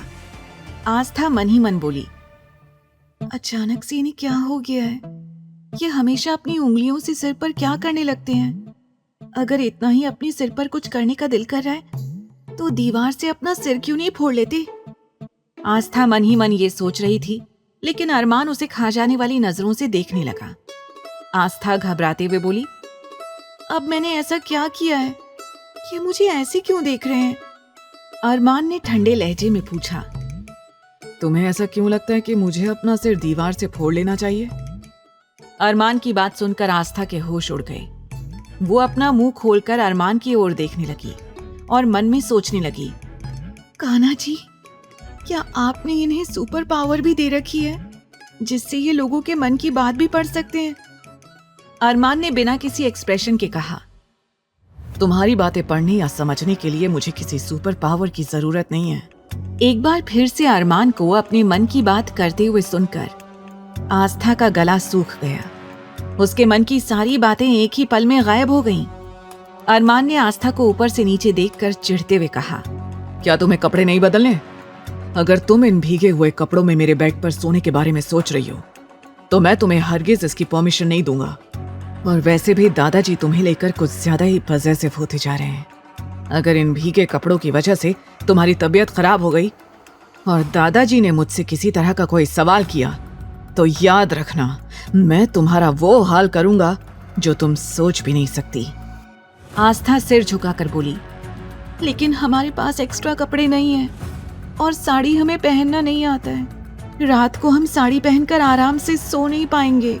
अरमान उसे घूरते हुए सोचने लगा, कल सबसे पहले इसके कपड़ों का कुछ इंतजाम करना होगा, वरना ये लड़की कपड़े ना होने की बात कह कहकर मेरा सिर खाती रहेगी। अरमान अचानक से आगे बढ़ा और अपनी अलमारी में से अपना एक शर्ट और एक पैंट निकालकर आस्था की तरफ फेंक दिया। वैसे तो अरमान आस्था को अपने कपड़े नहीं देना चाहता था, लेकिन फिलहाल उसके पास कोई और ऑप्शन नहीं था। आस्था उन कपड़ों को हैरानी से देखने लगी और सवाल करने लगी, लेकिन अरमान जी, ये कपड़े तो आपके हैं और अगर हम इन कपड़ों में बाहर जाएंगे तो दादाजी क्या कहेंगे? एक बार फिर अरमान ने अपना हाथ अपने सिर पर मार लिया और सोचने लगा, ये बेवकूफ लड़की कितना बकवास करती है। क्या इसे समझ में नहीं आ रहा है कि ये कपड़े मैं इसे कमरे में पहनने के लिए दे रहा हूँ? क्या ये सच में इतनी बेवकूफ है या मेरे सामने बेवकूफ बनने का ड्रामा कर रही है? अरमान इरिटेट होते हुए बोला, बेवकूफ लड़की, तुम्हारा दिमाग खराब हो गया है क्या? ये कपड़े मैंने तुम्हें बाहर पहनकर जाने के लिए नहीं दिए हैं, इसलिए चुपचाप से ये कपड़े पहनकर सो जाओ और सुबह होते ही इन्हें बदल लेना, समझी तुम? फिर अरमान ने अपनी उंगली से एक और इशारा किया और बोला, वो रहा बाथरूम का रास्ता। अगर तुम्हें बाथरूम का रास्ता समझ में नहीं आ रहा है तो मैं तुम्हें लेकर चलता हूँ। ऐसा कहकर जल्दी ही उसने एक बार फिर आस्था का हाथ पकड़ लिया और बाथरूम का दरवाजा खोलकर बेरहमी से उसे अंदर धक्का दे दिया। अचानक धक्का लगने से आस्था अपना बैलेंस नहीं बना पाई और वो सीधा घुटनों के बल बाथरूम में जा गिरी। उसकी चीख निकल गई, आह!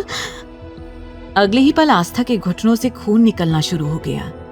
उसे चोट लग गई थी, लेकिन अरमान ने इस बात की कोई परवाह नहीं की। उसने झट से बाहर से दरवाजा बंद कर दिया। अरमान वापस अपने मास्टर बेडरूम में आया ही था कि तभी उसका फोन रिंग करने लगा। फोन देखकर अरमान के चेहरे पर एक साथ कई इमोशंस आए और चले गए। उसने फोन उठाकर अपने कान पर लगाया तो दूसरी तरफ की बात सुनने के बाद उसने बिना किसी भाव के कहा, मैं आ रहा हूं। ये कहकर उसने कॉल कट कर दिया और सामने दीवार पर लटक रही घड़ी की ओर देखा। रात के 11:30 हुए थे। अरमान ने अपना कोट उठाया और अपने कमरे से निकलकर सीधा अपने मैंशन से बाहर निकल गया। अरमान ने अपनी गाड़ी निकाली और खुद ड्राइव करता हुआ सिंघानिया मैंशन से 2 किलोमीटर की दूरी पर आ गया और अचानक एक विला के सामने अपनी गाड़ी रोक दी। अभी उस गाड़ी को रुके हुए कुछ ही मिनट हुए थे कि तभी विला से 4 लड़के तेजी से निकलकर बाहर आ गए और स्टाइल से चलते हुए अरमान की गाड़ी में बैठ गए। ये चारों कोई और नहीं, आहन, ध्रुव, आकाश और सुमित थे। अरमान ने गाड़ी फिर से स्टार्ट की और तेजी से ड्राइव करते हुए मेन रोड पर आ गया। अरमान की गाड़ी के पीछे 4 से 5 गाड़ियां और चल रही थीं, जिनमें अरमान के गार्ड्स थे जो उसे फॉलो कर रहे थे। गाड़ी में अजीब सी खामोशी छाई हुई थी। जहां कुछ देर पहले सभी हंसी मजाक कर रहे थे, वहीं अब सब सीरियस थे। उनके चेहरों पर कोई इमोशन नहीं था। चारों बाहर सुनसान सड़क को देख रहे थे। जल्दी ही अरमान सिंघानिया ने एक जगह गाड़ी रोक दी और ऑर्डर देते हुए कहा, अपना फेस अच्छी तरह से कवर करो। अरमान के इतना कहते ही उन चारों ने अपने फेस को अच्छी तरह से कवर कर लिया था और तभी अरमान ने अपनी गाड़ी से एक बंदूक उठा ली और वो सब गाड़ी से निकलकर सामने की बंद पड़ी फैक्ट्री की तरफ जाने लगे। इस वक्त वो लोग शहर से बाहर थोड़ी दूरी पर एक बंद पड़ी फैक्ट्री के पास थे, जिसका काम बहुत समय पहले रोक दिया गया था। अरमान ने अपने सभी गार्ड से मुड़कर कहा, तुम सब यहीं रुको और हमारा इंतजार करो। ये कहकर वो पांचों अंदर गए। वहां उन्हें अजीब सी आवाज सुनाई देने लगी, जिसे सुनते ही अरमान ने उन सबको अलग अलग डायरेक्शन में जाने का इशारा करते हुए कहा, चारों अलग अलग डायरेक्शन में जाओ और ध्यान रहे कोई भी एक साथ न रहे। थोड़ी देर तक अपनी नजरें चारों तरफ घुमाने के बाद अरमान ने धीमे लहजे में कहा, मतलब इस फैक्ट्री में सिर्फ एक ही बंद दरवाजा है, जरूर उसी के पीछे कुछ ना कुछ गड़बड़ होगी। ये अंदाजा लगते ही अरमान ने बिना देरी किए तेजी से एक लात सामने के दरवाजे पर मार दी। अगले ही पल दरवाजा टूट गया और अब अंदर का नजारा अरमान के सामने था, जिसे देखकर उसकी आंखें हैरानी से फैल गईं। वहां लगभग 20 से 25 लड़कियां डरी सहमी बैठी हुई थी। गुस्से की वजह से उसके हाथों की नसें भी दिखाई देने लगी। तभी वो चारों भी अरमान के ठीक पीछे आ गए। क्या हुआ? ध्रुव ने ये सवाल किया ही था कि तभी अरमान ने कुछ इशारा किया और वो चारों वहां मौजूद जितने भी गुंडे थे सब पर बुरी तरह से टूट पड़े। कुछ ही देर में उन चारों ने गुंडों को मार मार कर उनकी हालत इतनी ज्यादा बुरी कर दी कि वो गुंडे खुद कराहने लगे और उनसे अपनी मौत की भीख मांगने लगे। हमें मार दो रे, हमारी जान ले लो, लेकिन इतना दर्द मत दो। लेकिन उन चारों पर उन गुंडों के कराहने का कोई असर नहीं हो रहा था। वहीं ध्रुव लगातार उनके शरीर के उन्हीं हिस्सों पर वार कर रहा था जिसके बाद वो लोग मूवमेंट भी नहीं कर सकते थे। इस समय सब एक से बढ़कर एक खतरनाक लग रहे थे। वहीं अरमान सिर्फ खामोशी से एक जगह खड़े होकर ये सब देख रहा था। फिर आहान की तरफ मुड़कर ऑर्डर देते हुए बोला, सभी लड़कियों को सेफ्टी के साथ यहाँ से बाहर निकालो। आहान ने हामी भरी और एक एक करके सभी लड़कियों को वहां से निकालने लगा, लेकिन तभी उसे अपने पीछे किसी के होने का एहसास हुआ। वो जल्दी से पीछे मुड़ने को हुआ, तभी किसी ने पीछे से उसके सिर पर डंडे से वार कर दिया। आउच! लेकिन अरमान ने बीच में आकर उसका हाथ पकड़ लिया और अपनी आंखों में आग लिए उस आदमी को देखते हुए उसी डंडे से उस पर वार कर दिया। आहान गहरी सांस लेकर बोला, थैंक गॉड भाई, आपने मुझे बचा लिया। उन पांचों ने केवल कुछ ही मिनटों के अंदर उन 25 लड़कियों को छुड़ा लिया था। साथ ही वहां जितने भी गुंडे थे उन सबको रस्सी से बांध दिया था, जिसके बाद वो कहीं भाग नहीं सकते थे। अब अरमान एक राजा की तरह उन सबके सामने बैठा हुआ था, लेकिन उसके चेहरे पर मास्क लगा था, जिस वजह से किसी ने भी अब तक उसका चेहरा नहीं देखा था। लेकिन उसकी आंखों से आग निकल रही थी, जो इस बात का सबूत थी कि मास्क के पीछे जो चेहरा था वो कोई आम चेहरा नहीं था। तभी उन गुंडों में से एक ने डरते हुए पूछा, कौन हो तुम लोग? तुम जानते भी हो तुमने किसके आदमियों पर हाथ डाला है? हम सब वीर रायचंद के आदमी हैं। उस आदमी की बात सुनकर अचानक अरमान का चेहरा और भी ज्यादा सख्त हो गया।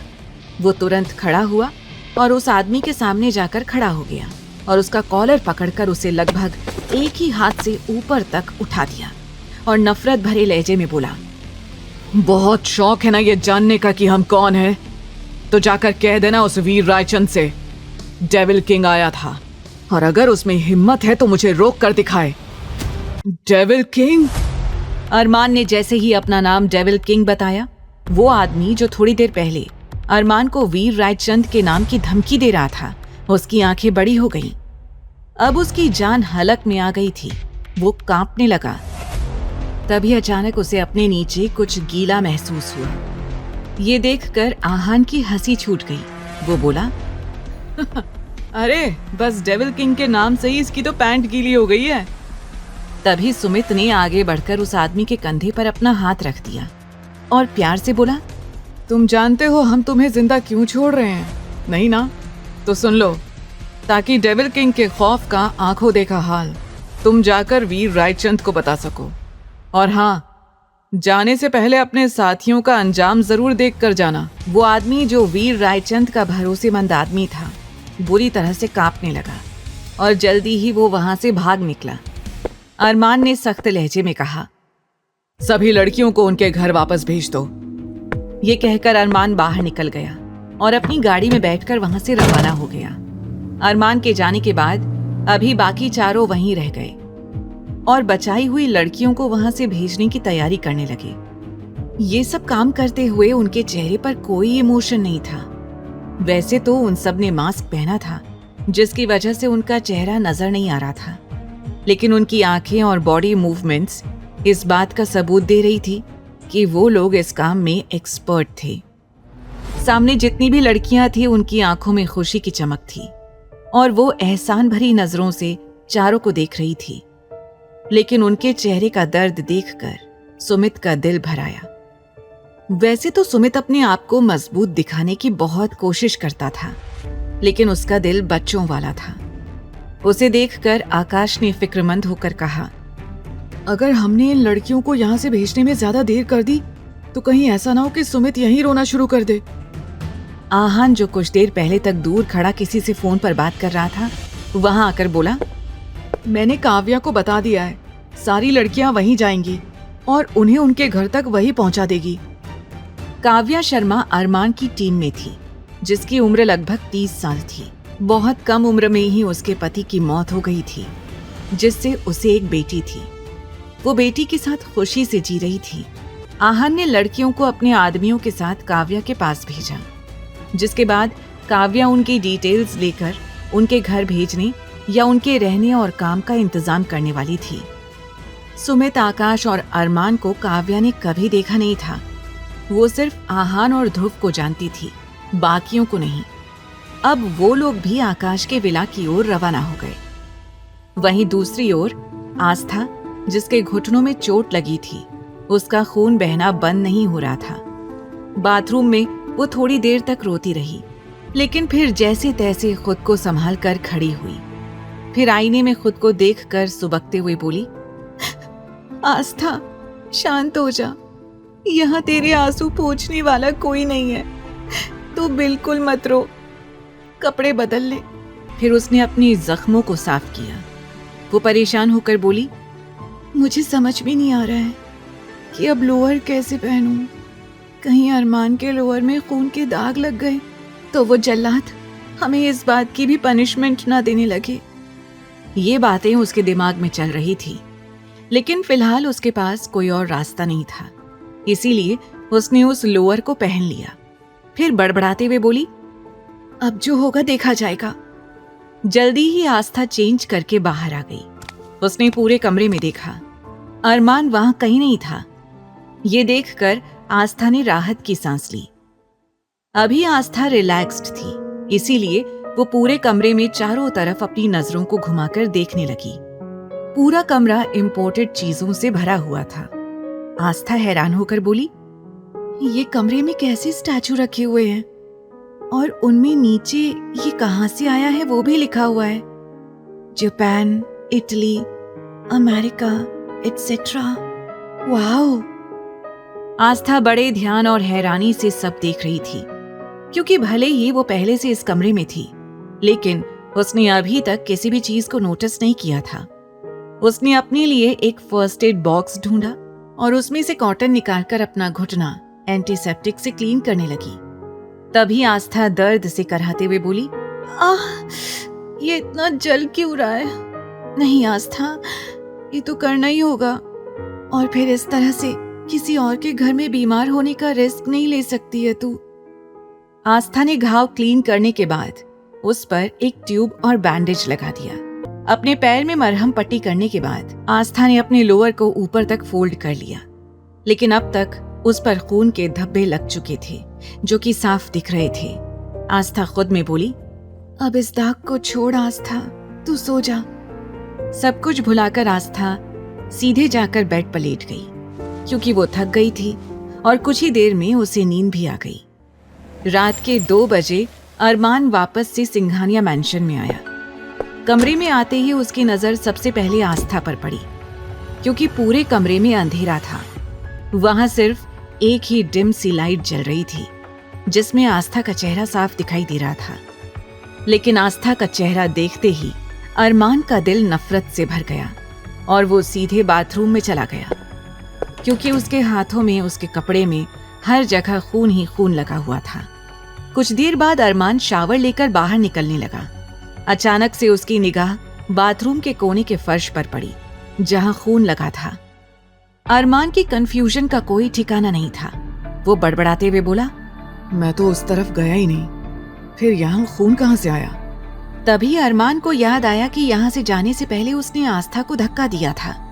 अरमान ने खुद से कहा, मतलब इस लड़की को चोट लगी है? अरमान के दिमाग में ये ख्याल आया, लेकिन अगले ही पल उसने अपने इस ख्याल को झटक दिया और बोला, अगर उसे चोट लगी भी है तो मुझे इससे क्या? अरमान बेपरवाही से जल्दी ही बाथरूम से बाहर आ गया और एक बार फिर उसकी नजर ना चाहते हुए भी आस्था पर जाकर ठहर गई। बार बार उसका दिल कर रहा था कि वो जाकर चेक करे कि आस्था को कहाँ चोट लगी थी। इसीलिए उसने रूम की एक लाइट ऑन कर दी। आस्था की आंखों पर जैसे ही लाइट का रिफ्लेक्शन पड़ा, अचानक से वो नींद में ही बेचैन होने लगी। उसने अपने हाथ से अपनी आंखों को ढक लिया। अरमान उसकी साइड में जाकर खड़ा हो गया और उसे बड़े ही ध्यान से ऊपर से नीचे तक देखने लगा। इस वक्त आस्था इन कपड़ों में बेहद खूबसूरत लग रही थी। अरमान की नजरें उस पर जाकर ठहर सी गई थी। फिर जल्दी ही उसने आस्था को ब्लैंकेट से कवर कर दिया और धीमी आवाज में बोला, अगर इसे चोट लगी है या इसके घाव से खून भी निकल रहा है तो मुझे इससे कुछ खास फर्क नहीं पड़ना चाहिए। ये सोचते हुए बिना आस्था की परवाह किए अरमान बेड के दूसरे सिरे पर जाकर लेट गया और लेटते ही वो भी गहरी नींद में सो गया। इधर एक अंधेरी हवेली के छोटे से कमरे में, जहां बस एक दिए की लौ जल रही थी, वो आदमी हांफते हुए पहुंचा था, जिसे कुछ देर पहले अरमान ने बहुत पीटा था। उसने आज जो कुछ भी हुआ वो सब बातें सामने बैठे आदमी को बता दी और आखिर में डरते हुए कहा, वहां डेविल किंग आया था, उसी ने सभी लड़कियों को रेस्क्यू करवाया है।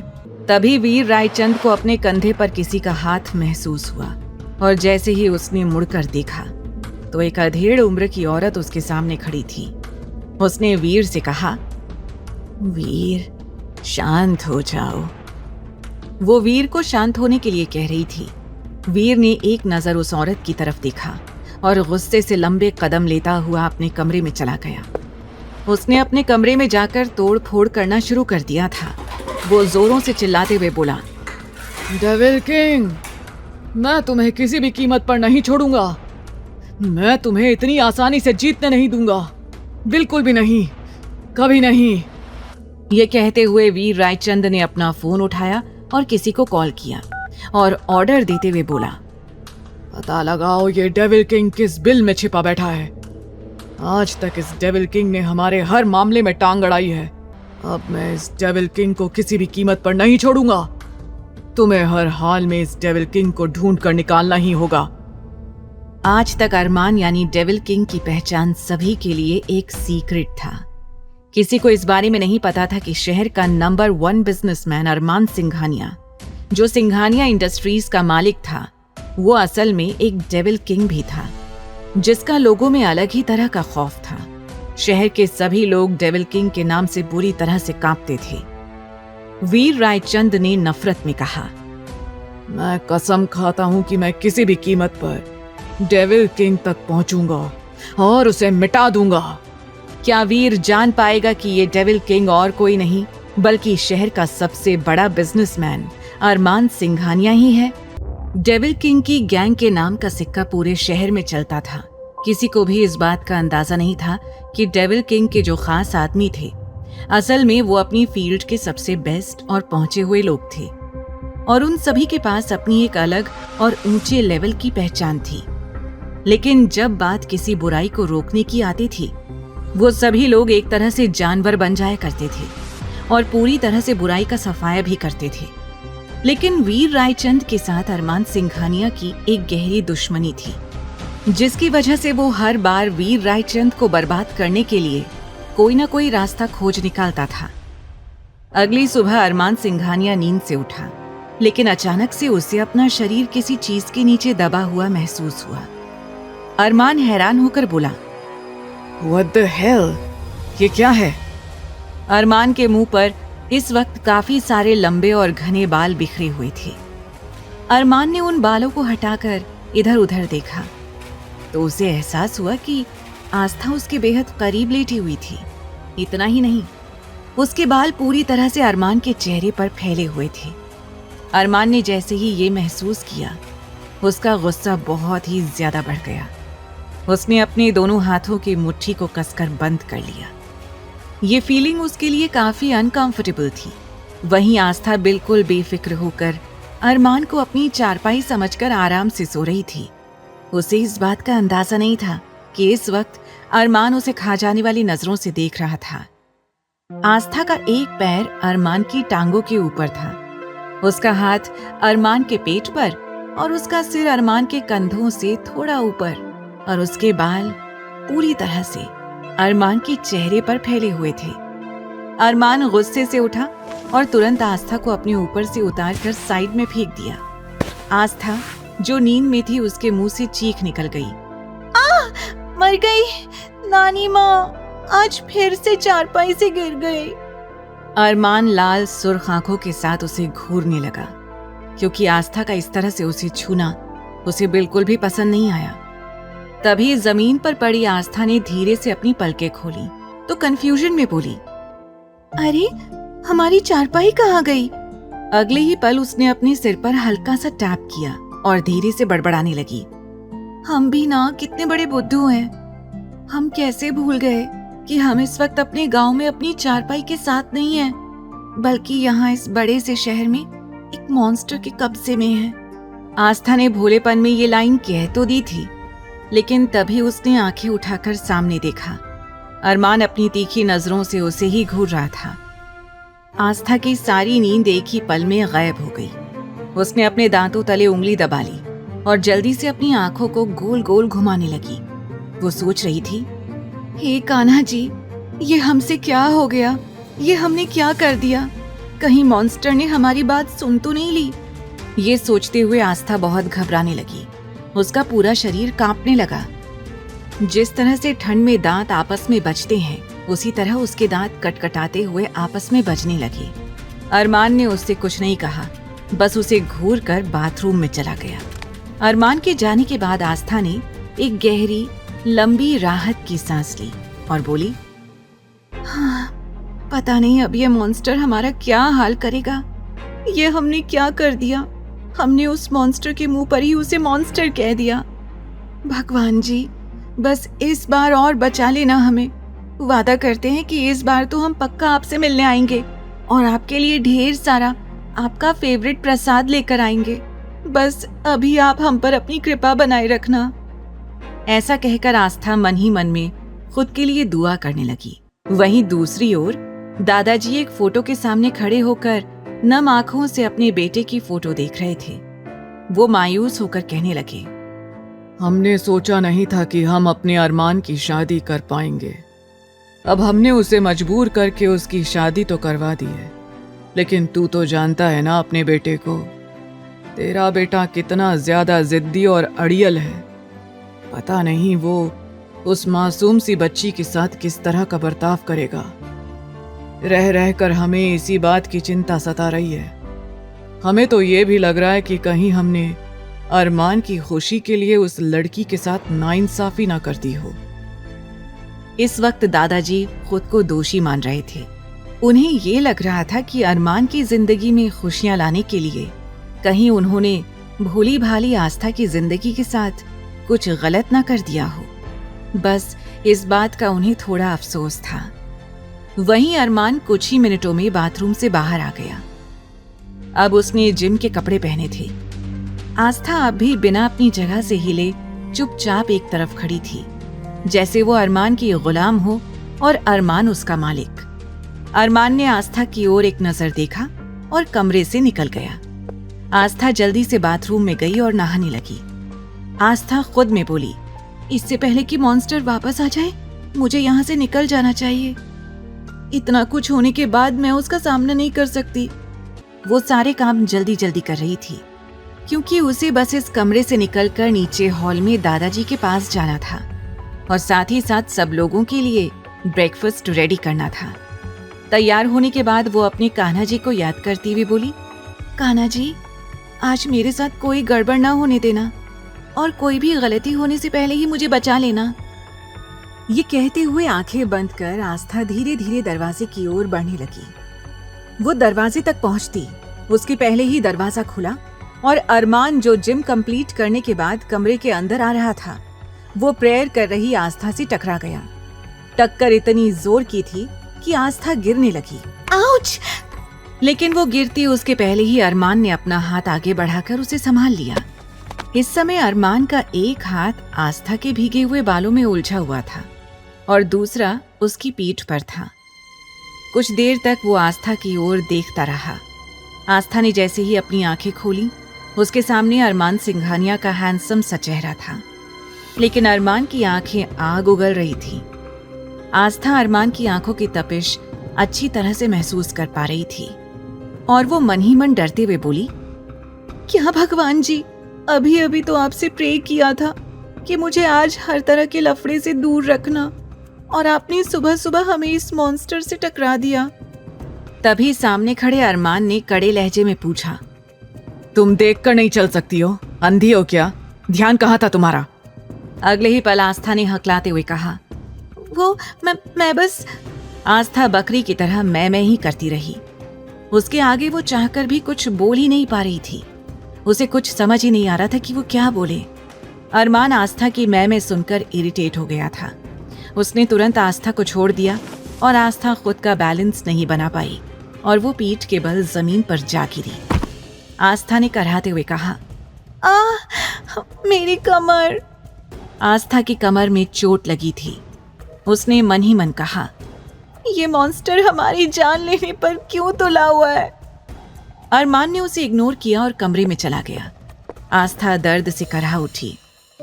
उई माँ, मर गई मैं तो। कितनी जोरों से लगी है मुझे। अगर इस राक्षस को हमें गिराना ही था तो इसने हमें थामा ही क्यों। क्या भगवान जी, कौन सी दुश्मनी निकाल रहे हो यार। ऐसे तो मैंने कोई पाप भी नहीं किया है अपनी जिंदगी में। ये कहते हुए मासूम आस्था की आंखें भर आईं। वो अपनी जगह से उठकर खड़ी हुई और अपनी कमर को रगड़ने लगी। फिर धीरे धीरे नीचे हॉल की ओर जाने लगी, क्योंकि वो इस वक्त अरमान का फिर से सामना करने के मूड में बिल्कुल नहीं थी। अरमान ने उसे इग्नोर किया और कमरे में चला गया। आस्था दर्द से कराह उठी। उई माँ, मर गई मैं तो। कितनी जोरों से लगी है मुझे। अगर इस राक्षस को हमें गिराना ही था तो इसने हमें थामा ही क्यों। क्या भगवान जी, कौन सी दुश्मनी निकाल रहे हो यार। ऐसे तो मैंने कोई पाप भी नहीं किया है अपनी जिंदगी में। ये कहते हुए मासूम आस्था की आंखें भर आईं। वो अपनी जगह से उठकर खड़ी हुई और अपनी कमर को रगड़ने लगी। फिर धीरे धीरे नीचे हॉल की ओर जाने लगी, क्योंकि वो इस वक्त अरमान का फिर से सामना करने के मूड में बिल्कुल नहीं थी। दूसरी तरफ अरमान गुस्से से अपने भीगे हुए हाथों को देख रहा था। उसकी आंखों के सामने वो मोमेंट्स घूम रहे थे जब वो आस्था को थामे हुए थे। अरमान ने गुस्से से उस हाथ का मुक्का बनाकर दीवार पर दे मारा और गुस्से में कहने लगा, नहीं, मुझ पर कोई भी अपना असर नहीं डाल सकता है। कोई भी नहीं, कोई भी नहीं। इस लड़की को जल्द से जल्द ठिकाने लगाना होगा। मेरे आसपास कभी कोई लड़की नहीं रहेगी। ये सोचते हुए अरमान अब गुस्से से फ्रेश होने के लिए बाथरूम में घुस गया। इधर आस्था, जो अभी अभी गिरी थी, उसे अभी पीठ में काफी दर्द हो रहा था, इसीलिए वो थोड़ा झुककर चल रही थी। लेकिन दादाजी को देखकर वो सीधा चलने लगी और जल्दी से दादाजी के पास जाकर उसने मुस्कुराकर उन्हें प्रणाम किया। दादाजी ने उसके सिर पर हाथ रखा और बोले, आप ठीक तो है ना बेटा? और अरमान ने आपको कुछ कहा तो नहीं ना? दादाजी जैसे आस्था का ही इंतजार कर रहे थे। आस्था को अपने सामने देखते ही वो एक के बाद एक सवाल पूछने लगे, लेकिन अरमान का जिक्र होते ही आस्था के दिमाग में अरमान की कही हुई सारी बातें गूंजने लगी कि कैसे उसे दादाजी को खुश रखना है और उनके रिश्ते की सच्चाई की भनक तक दादाजी को नहीं लगने देनी है, क्योंकि अगर ऐसा हुआ तो अरमान सिंघानिया आस्था की आंखों के सामने उसके पूरे परिवार को जान से मार देगा। दादाजी की बात सुनकर आस्था अपने चेहरे पर झूठी मुस्कुराहट लाते हुए बोली, दादाजी, हम बिल्कुल ठीक हैं और हमें यहाँ कोई परेशानी नहीं है। अरमान जी भी हमें कुछ नहीं कहते हैं और ना ही ज्यादा रोकते टोकते हैं। हाँ, बस थोड़ा सा वो गुस्से में तेज हैं, लेकिन हम उनसे ज्यादा बात ही नहीं करते तो वो हम पर ज्यादा गुस्सा भी नहीं करते। आस्था की बात सुनने के बाद दादाजी थोड़ा रिलैक्स्ड होकर बोले, तुम्हारा बहुत बहुत धन्यवाद बेटा कि तुमने अरमान को दिल से अपना लिया है। अब जैसे ही दादाजी ने ये कहा, आस्था का दिमाग सुन पड़ गया, लेकिन फिर वो हिचकिचाहट के साथ बोली, अब दादाजी, अगर आपको बुरा ना लगे तो क्या हम कुछ कह सकते हैं? दादाजी ने हामी भरते हुए पूछा। हाँ बेटा, बोलो, क्या बात है, क्या कहना है तुम्हें? आस्था बोली, वो जब से हम यहाँ शहर में आए हैं, हम एक बार भी कान्हा जी के मंदिर नहीं गए हैं। वो हमें आदत है कान्हा जी के मंदिर में दर्शन करने की, तो अगर आप इजाजत दें तो क्या हम कान्हा जी के मंदिर जा सकते हैं? आस्था को मन ही मन ये लग रहा था कि शायद उसके कान्हा जी उससे नाराज हो गए थे, इसीलिए वो हर बार उसे किसी नई प्रॉब्लम में डाल रहे थे। और वैसे भी आस्था ने अब तक कान्हा जी से काफी सारे वादे भी किए थे जो मंदिर जाकर उसे पूरे करने थे। दादाजी मुस्कुराकर कहने लगे, अरे बेटा, इसमें इतना घबराने वाली कौन सी बात है? और ये तुमने बिल्कुल ठीक डिसीजन लिया है। बिल्कुल तुम्हें मंदिर जाना चाहिए और मैं तो कहता हूँ कि तुम अरमान को भी अपने साथ मंदिर ले जाओ। दादाजी की बात सुनकर आस्था के होश उड़ गए। वो डर गई और घबरा कर कहने लगी कि क्या नहीं नहीं। दादाजी हैरानी से उसे देखने लगे। आस्था अपनी बात को संभालते हुए बोली, वो दादाजी, हमारा मतलब है कि वो तो इतने बिजी रहते हैं, तो वो मंदिर कैसे जा पाएंगे? हम अकेले चले जाएंगे। आप हमें ड्राइवर के साथ भेज दीजिएगा, हमें कोई परेशानी नहीं होगी। दादाजी मुस्कुराकर बोले, ठीक है बेटा, जैसा तुम्हें ठीक लगे। और हाँ, एक और बात, मंदिर से आने के बाद तुम्हें आज मॉल भी जाना होगा, और हम चाहते हैं कि हमारी बहू अपनी पसंद के कपड़े खरीद कर लेकर आए, क्योंकि हम देख रहे हैं कि तुम्हारे पास केवल कुछ जोड़ी ही कपड़े हैं और शायद साड़ियां तुम अपने आप पहन नहीं पा रही हो, वरना हमने तो प्रियंका के अनुसार सारी साड़ियों की शॉपिंग करवाई थी। अब जैसे ही दादाजी ने प्रियंका का नाम लिया, आस्था के चेहरे पर हिचकिचाहट साफ दिखाई देने लगी, क्योंकि जो कुछ भी आज उसकी जिंदगी में था, कहीं ना कहीं वो सब प्रियंका का था। प्रियंका ही इस घर में बहू बनकर आने वाली थी, आस्था नहीं। आस्था मन ही मन में सोचने लगी, काश प्रियंका दीदी घर से नहीं भागती तो आज शायद मुझे यहाँ नहीं रहना पड़ता। मैं अपनी पढ़ाई पूरी कर रही होती और जल्द से जल्द डॉक्टर बनने का अपना सपना पूरा करती। आस्था अतीत की यादों में खो गई थी और उसकी आंखों के किनारे भी भीगने लगे। दादाजी ने उसके इमोशंस को नोटिस किया और जल्दी से बोले, बेटा, हम माफी चाहते हैं, हमने प्रियंका का नाम तुम्हारे सामने लिया। वो बस हम तुमसे ये बताना चाहते थे कि हमें तुम्हारी पसंद नहीं पता है कि तुम्हें किस तरह के कपड़े अच्छे लगते हैं, इसीलिए हम चाहते हैं कि तुम अपनी पसंद से अपने लिए शॉपिंग कर लो। तो अब तुम तैयार हो जाओ, फिर हम तुम्हें खुद मंदिर लेकर चलेंगे। आस्था के चेहरे पर हल्की मुस्कुराहट आ गई, लेकिन तभी उसे कुछ याद आया और वो हड़बड़ाते हुए बोली, अब दादाजी, हम तो भूल ही गए कि हमें अभी नाश्ता भी बनाना है। ध्रुव जी कहकर गए थे कि वो सुबह हमारे हाथों का नाश्ता खाएंगे। अब हमें किचन में जाना होगा। ऐसा कहकर आस्था लगभग दौड़ती हुई किचन की ओर चली गई। दादाजी आस्था को मुस्कुराकर देखते रहे, लेकिन आस्था के जाते ही उनका चेहरा एकदम सीरियस हो गया।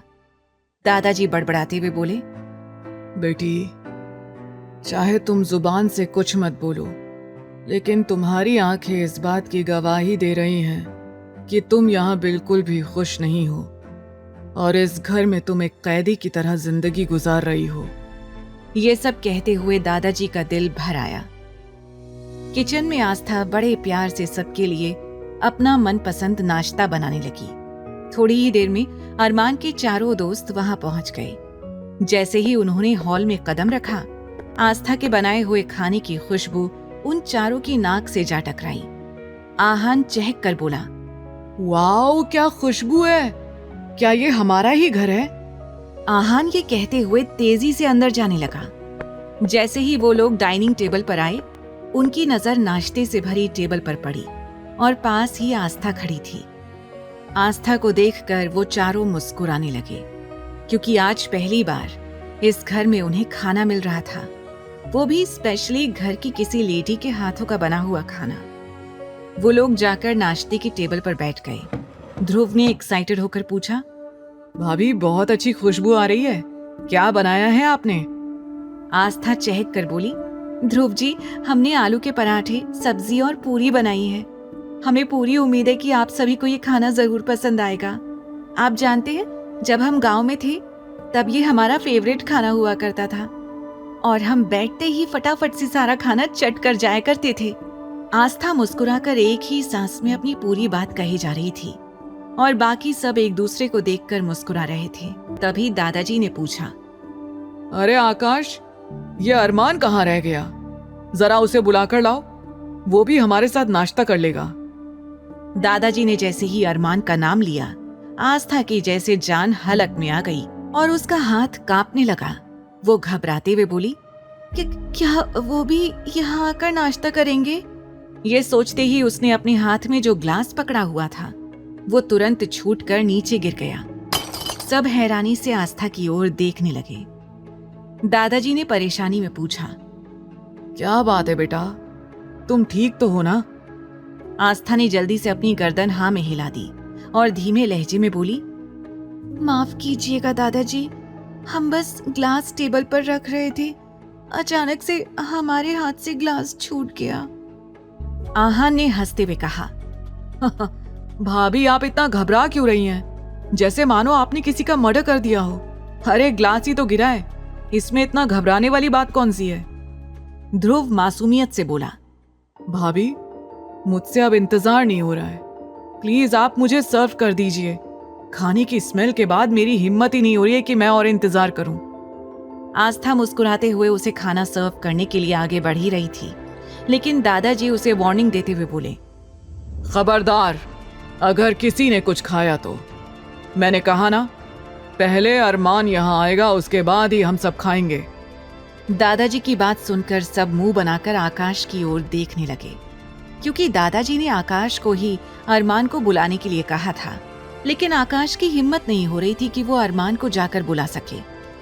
तभी दादाजी ने आस्था की ओर देखते हुए कहा, आस्था बेटा, ये आकाश तो मेरी बात सुन ही नहीं रहा है। एक काम करो, तुम ही जाकर अरमान को बुला लाओ। जैसे ही दादाजी ने ये कहा, आस्था बुरी तरह से डर गई, क्योंकि वो अभी अरमान को बिल्कुल भी फेस नहीं करना चाहती थी। वो झल्लाते हुए बड़बड़ाई, कान्हा जी, आप मुझे बार बार क्यों फंसा रहे हो? हाँ, हम मानते हैं कि हम अपने कहे हुए वादे को अब तक पूरा नहीं कर पाए हैं, तो इसका मतलब ये थोड़ी है कि आप अपनी प्यारी आस्था के साथ ऐसा करोगे। आस्था ऊपर की ओर देखकर ही खुद से बातें कर रही थी, वो अपनी जगह से हिली भी नहीं। दादाजी आस्था को टोकते हुए बोले, बेटा अगर तुम्हें कोई परेशानी है तो मैं ही चला जाता हूँ। आस्था जैसे होश में आई और वो जल्दी से बोली, नहीं नहीं दादाजी, ये आप कैसी बातें कर रहे हैं? आपकी तबीयत वैसे ही ठीक नहीं है, मैं अभी उन्हें बुलाकर लाती हूँ। तब तक आप लोग शुरू कीजिए ना प्लीज। दादाजी ने कड़े लहजे में कहा, हमने कह दिया ना, अरमान के बिना हम शुरू नहीं करेंगे। और वैसे भी तुम्हारी पहली रसोई की रस्म में भी हमने अरमान के बिना ही खा लिया था। पता है उस वक्त मुझे कितना ज्यादा अफसोस हुआ था कि अरमान ने तुम्हारे हाथों के बने हुए टेस्टी पराठे मिस कर दिए। लेकिन अब मैं ये चाहता हूँ कि आज अरमान भी हमारे साथ आकर यहाँ बैठे और हमारे साथ नाश्ता करे। दादाजी की बात सुनकर आस्था धीमे कदमों से ऊपर सीढ़ी की ओर जाने लगी। कुछ देर बाद अरमान के कमरे के बाहर पहुंचकर आस्था के कदम रुक गए। वो खुद ही अपने हाथों की उंगलियों को मरोड़ रही थी। वो परेशानी में बोली, कैसे मैं अपने इस रूड, एरोगेंट, मॉन्स्टर, खड़ूस हस्बैंड का सामना करूंगी? कहीं ये मुझे फिर से ना गिरा दे। लेकिन अंदर जाने के अलावा मेरे पास और कोई रास्ता भी तो नहीं है। आस्था ने एक गहरी सांस ली और हिम्मत करके दरवाजा खोल दिया। दरवाजा खुला तो सामने का नजारा देखकर उसकी चीख निकल गई। सामने अरमान इस वक्त बाथरूम से नहाकर निकला था। अरमान की गहरी नजरें इस वक्त आस्था को घूर रही थी। आस्था ने तुरंत अपना मुंह दूसरी तरफ कर लिया और अपने दोनों हाथों से अपने चेहरे को कवर कर लिया। वो हड़बड़ाते हुए बोली, आप ऐसे यहाँ क्या कर रहे हैं? और आप कपड़े क्यों नहीं पहन लेते? ये पहली बार था जब आस्था ने अरमान को इस तरह से देखा था। अरमान आस्था की ओर आग उगलती हुई नजरों से देखते हुए बोला, तुम्हारी इतनी हिम्मत कि तुम मुझे ऑर्डर दो? क्या तुम्हें इतनी भी तमीज नहीं है कि बिना नॉक किए किसी के कमरे में नहीं आते? अरमान कड़े लहजे में बोला, अगर तुम मुझे इम्प्रेस करने के लिए और मेरा अटेंशन पाने के लिए ये सब ड्रामा कर रही हो ना, तो तुम्हें बता दूं कि तुम्हारी ये चीप ट्रिक्स मुझे कभी भी तुम्हारी ओर अट्रैक्ट नहीं कर सकती है। याद रखना, अरमान सिंघानिया से टकराओगी तो सिवाय नफरत के तुम्हें और कुछ नहीं मिलेगा। ऐसा कहते हुए अरमान आस्था के बेहद करीब आकर खड़ा हो गया। अरमान की बातें सुनकर आस्था की आंखें भर आई। वो सपने में भी नहीं सोच सकती थी कि अरमान उसके साथ इस तरह की बातें करेगा। ऐसी बातें उसके दिल को छलनी कर रही थी। वो कांपती हुई आवाज में बोली, देखिए अरमान जी, आपको गलत फहमी हुई है। हम तो यहाँ बस आपको नाश्ते के लिए बुलाने आए थे। नीचे दादाजी आपको बुला रहे हैं।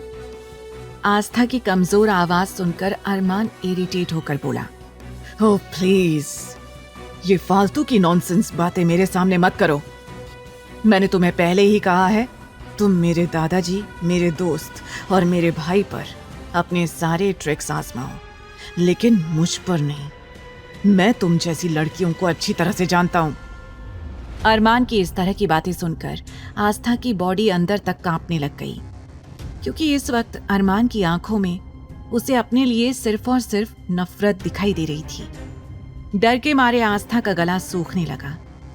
उसे ऐसा लग रहा था जैसे अरमान अभी इसी वक्त उसकी जान ले लेगा। अचानक आस्था धीरे धीरे अपने कदम पीछे की तरफ खिसकाने लगी, लेकिन जैसे ही वो थोड़ा पीछे हुई, अचानक से वो एक इंपोर्टेड पॉट से जा टकराई और गिरते गिरते बची। पॉट से टकराने की वजह से उसका दुपट्टा उसके कंधे से हटकर नीचे गिर गया। आस्था ने अपनी आंखों को कसकर बंद कर लिया और मन ही मन भगवान से प्रार्थना करने लगी। कान्हा जी, हम थोड़ी देर में आपके दर्शन करने आ रहे हैं, प्लीज कान्हा जी, बस अभी हमें इस मॉन्स्टर से बचा लीजिए। आस्था को इस तरह से आंखें बंद करते हुए देखकर अरमान और ज्यादा गुस्से में बोला, मानना पड़ेगा, काफी अच्छी एक्टिंग कर लेती हो तुम, लेकिन तुम्हारी जानकारी के लिए बता दूं, तुम्हारे जैसी ना जाने कितनी ही लड़कियां हैं जो मुझे हर रोज करने की कोशिश करती हैं। नफरत, सिर्फ और सिर्फ नफरत, समझी तुम? अरमान ने गुस्से से उसका दुपट्टा जमीन से उठाया और उसके ऊपर फेंक दिया, क्योंकि इस वक्त आस्था बेहद खूबसूरत लग रही थी और ज्यादा देर अरमान उसकी खूबसूरती को देख नहीं पा रहा था। ना चाहते हुए भी अरमान की नजरें उसके अनारकली सूट के ऊपर से ही उसके शरीर पर जाने लगी।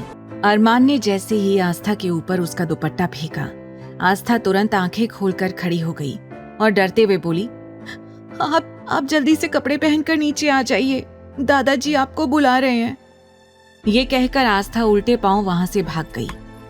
उसके जाते ही अरमान को खुद पर ही गुस्सा आने लगा। अचानक से उसने अपने हाथ की मुट्ठी कसकर बंद की और अपना हाथ दीवार पर दे मारा।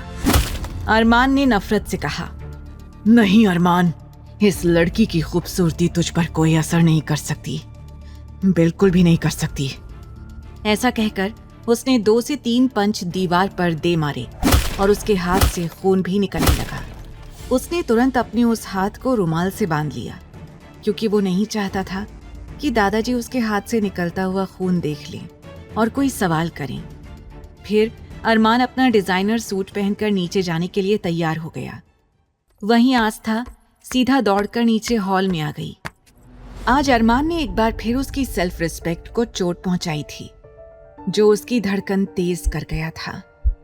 खुद को रिलैक्स करने की कोशिश करते हुए आस्था गहरी और लंबी सांस लेने लगी। आस्था को इस तरह से घबराए हुए देखकर सभी के चेहरे पर फिक्र दिखाई देने लगी। आकाश ने फिक्र से पूछा, क्या बात है भाभी, आप ठीक तो है ना? दादाजी भी फिक्रमंद होकर पूछने लगे, क्या बात है बेटा, क्या फिर से कोई चूहा आ गया तुम्हारे कमरे में? अब आस्था को वो कड़वी बातें याद आने लगी जो कुछ देर पहले अरमान ने उससे कही थी। उसे अब अरमान से और भी ज्यादा नफरत और गुस्सा महसूस होने लगा। आस्था ने खुद के इमोशंस को कंट्रोल करते हुए शांत लहजे में कहा, नहीं नहीं दादाजी, कहीं नाश्ता ठंडा ना हो जाए, इसीलिए हम भागते हुए आए हैं, इसीलिए हम हाफ रहे हैं। दादाजी ने आस्था के पीछे देखने की कोशिश की और सवाल किया, लेकिन बेटा अरमान तो आ रहा है ना? अभी आस्था दादाजी को कुछ जवाब देने ही वाली थी कि तभी पीछे से अरमान की आवाज आई। यस दादाजी। वहां अरमान की आवाज गूंजते ही आस्था का शरीर एक बार फिर से कांपने लगा, लेकिन उसने पीछे मुड़कर अरमान की ओर देखा तक नहीं। अरमान के आने के बाद दादाजी खुश होकर बोले, मेरा बच्चा तू आ जा, हमारे साथ नाश्ता कर। आज आस्था बेटी ने बहुत सारा नाश्ता अपने हाथों से बनाया है, तुझे ये सब जरूर पसंद आएगा। अरमान डाइनिंग टेबल तक आ गया था। तभी आहान ने मुंह बनाते हुए कहा, भाभी और कितना वेट करेंगे, अब तो अरमान भाई भी आ गए हैं। आस्था आगे बढ़ी और सबसे पहले दादाजी को नाश्ता परोसने लगी। दादाजी मुस्कुरा कर बोले, बच्चा हम अपने आप ले लेंगे, तुम पहले इन सबको सर्व कर दो। देखो ना सब कैसे मेरी ओर घूर रहे हैं, कहीं ऐसा ना हो कि ये सब मेरी प्लेट पर ही टूट पड़े। आस्था मुस्कुरा दी। वहीं अरमान गहरी नजरों से आस्था को ही घूर रहा था। जिस तरह से आस्था आज उसके कमरे में अचानक आ गई थी, उस वजह से उसे रह रह कर आस्था पर गुस्सा आ रहा था। अपने हाथ में पकड़े चम्मच पर उसकी पकड़ मजबूत हो गई। आस्था ने सबको नाश्ता सर्व करना शुरू किया। सभी काफी खुश थे। तभी दादाजी बोल पड़े, बेटा अरमान को भी दो। अब तो आस्था की जान हलक तक आ गई। वो सोचने लगी, लगता है दादाजी की मुझसे कोई पुरानी दुश्मनी है, तभी वो बार बार मुझे शेर के मुंह में हाथ डालने को कह देते हैं। आस्था बिना अरमान की ओर देखे उसे नाश्ता सर्व करने के लिए आगे बढ़ने लगी, लेकिन तभी अरमान ने कड़े लहजे में कहा, ये खाना बहुत ऑयली है और ज्यादा ऑयली खाना दादाजी की हेल्थ के लिए ठीक नहीं है। दादाजी, आप ये खाना नहीं खाएंगे। फिर अरमान ने किचन की ओर देखकर आवाज लगाते हुए कहा, रमेश काका, कहाँ हैं आप? और ये सब क्या है? इतना ऑयली फूड दादाजी खाएंगे क्या? क्या आपको नहीं पता दादाजी अभी अभी हॉस्पिटल से आए हैं? उनके लिए ये खाना बिल्कुल भी सेफ नहीं है। अरमान की बात सुनकर आस्था घबराहट से अपनी उंगलियां आपस में मरोड़ने लगी। वो काफी ज्यादा ऑकवर्ड फील कर रही थी। अरमान ने उसके बनाए हुए खाने को सीधे रिजेक्ट कर दिया था, मतलब साफ तौर पर उसकी बेइज्जती कर दी थी। रमेश काका भागते हुए वहां आए और घबराते हुए बोले, जी छोटे साहब। अरमान गुस्से से उन्हें घूरते हुए बोला, माना कि यहाँ पर कुछ लोग नए आए हैं और उन्हें हमारे घर और हमारे तौर तरीकों के बारे में नहीं पता है, लेकिन इसका मतलब ये नहीं है कि आप भी ये भूल जाएं कि दादाजी की सेहत के लिए ये खाना बिल्कुल ठीक नहीं है। आप जाइए और जाकर दादाजी के लिए दूसरा खाना लेकर आइए अभी। अब दादाजी ने मासूमियत से अरमान को देखा और धीरे से बोले, बीमारी का नाटक करके लगता है मैंने खुद ही अपने पैरों पर कुल्हाड़ी मार ली है। ये कहते हुए दादाजी ललचाई आंखों से सारा खाना स्कैन करने लगे। तभी आस्था ने पोहे की डिश जल्दी से दादाजी के सामने कर दी। आस्था ने कहा, दादाजी, ये पोहा आपके लिए हेल्दी रहेगा। ये मैंने आपकी सेहत को ध्यान में रखते हुए बनाया है। आई होप आपको पसंद आएगा। आस्था ने पोहे के साथ कुछ फ्रूट्स और जूस भी दादाजी के सामने रख दिया। ये देखकर ध्रुव आस्था की तारीफ करते हुए बोला, वाह भाभी, आप तो कमाल हैं। वैसे दादाजी, भाभी बिल्कुल ठीक कह रही हैं। ये खाना, फ्रूट्स, ये आप ले सकते हैं और पोहा तो आपके लिए बिल्कुल परफेक्ट होगा। अब कोई प्रॉब्लम नहीं है। ध्रुव को आस्था को सपोर्ट करते हुए देख अरमान खा जाने वाली नजरों से ध्रुव की ओर देखने लगा और फिर इरिटेट होते हुए बोला, दादाजी, अगर आपको ये कूड़ा कचरा ही खाना है तो खा लीजिए, लेकिन ये सब मैं नहीं खा सकता हूँ। रमेश काका, जाइए जाकर मेरा ब्रेकफास्ट लेकर आइए। दादाजी हंसते हुए बोले, अच्छा ठीक है, तुझे ये सब नहीं खाना है तो मत खा, लेकिन खबरदार अगर तूने हमारी बहू के बनाए हुए खाने के बारे में कुछ भी गलत बोला तो मुझसे बुरा कोई नहीं होगा, समझा तू?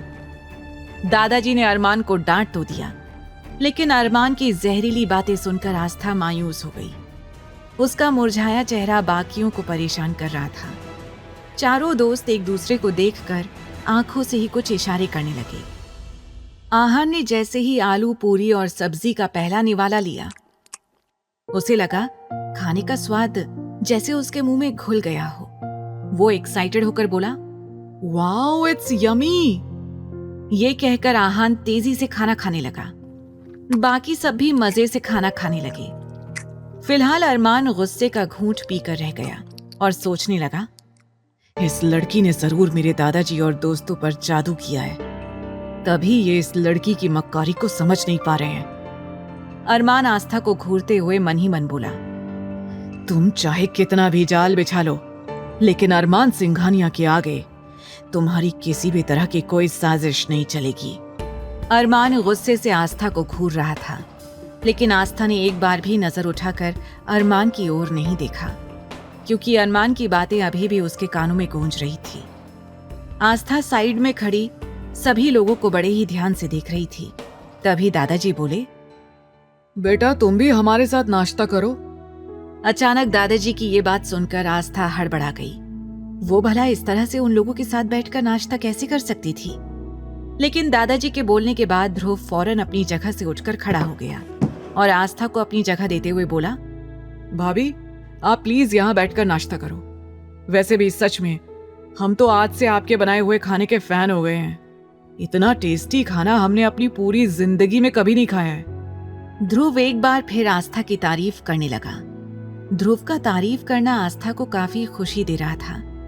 वो ध्रुव से इमोशनली ज्यादा अटैच्ड थी, क्योंकि वो ध्रुव की ही तरह मेडिकल फील्ड में अपना नाम कमाना चाहती थी। ध्रुव ने अपनी चेयर पर आस्था को बिठा दिया और खुद उसे अपने हाथों से सर्व करने लगा। ये देखकर बाकी तीनों मुस्कुरा रहे थे, लेकिन जैसे ही उनकी नजर अरमान पर पड़ी, अचानक ही उन तीनों को एक साथ ही खांसी आने लगी, क्योंकि अरमान बड़े ही गुस्से और नफरत से ध्रुव की ओर देख रहा था। ध्रुव ने मासूमियत से पूछा, अरे अब तुम लोगों को क्या हो गया है? एक साथ इस तरह से क्यों खांसने लगे? आहान ने आंखों से अरमान की ओर इशारा किया। इशारा पाकर ध्रुव ने अरमान की ओर कंफ्यूजन से देखा।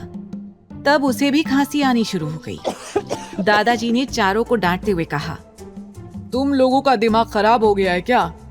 इस तरह से जल्दी जल्दी खाओगे तो खाना गले में फंसी जाएगा ना। चलो फटाफट से सबके सब पानी पियो। दादाजी उन सभी को ग्लास में पानी निकाल कर देने लगे।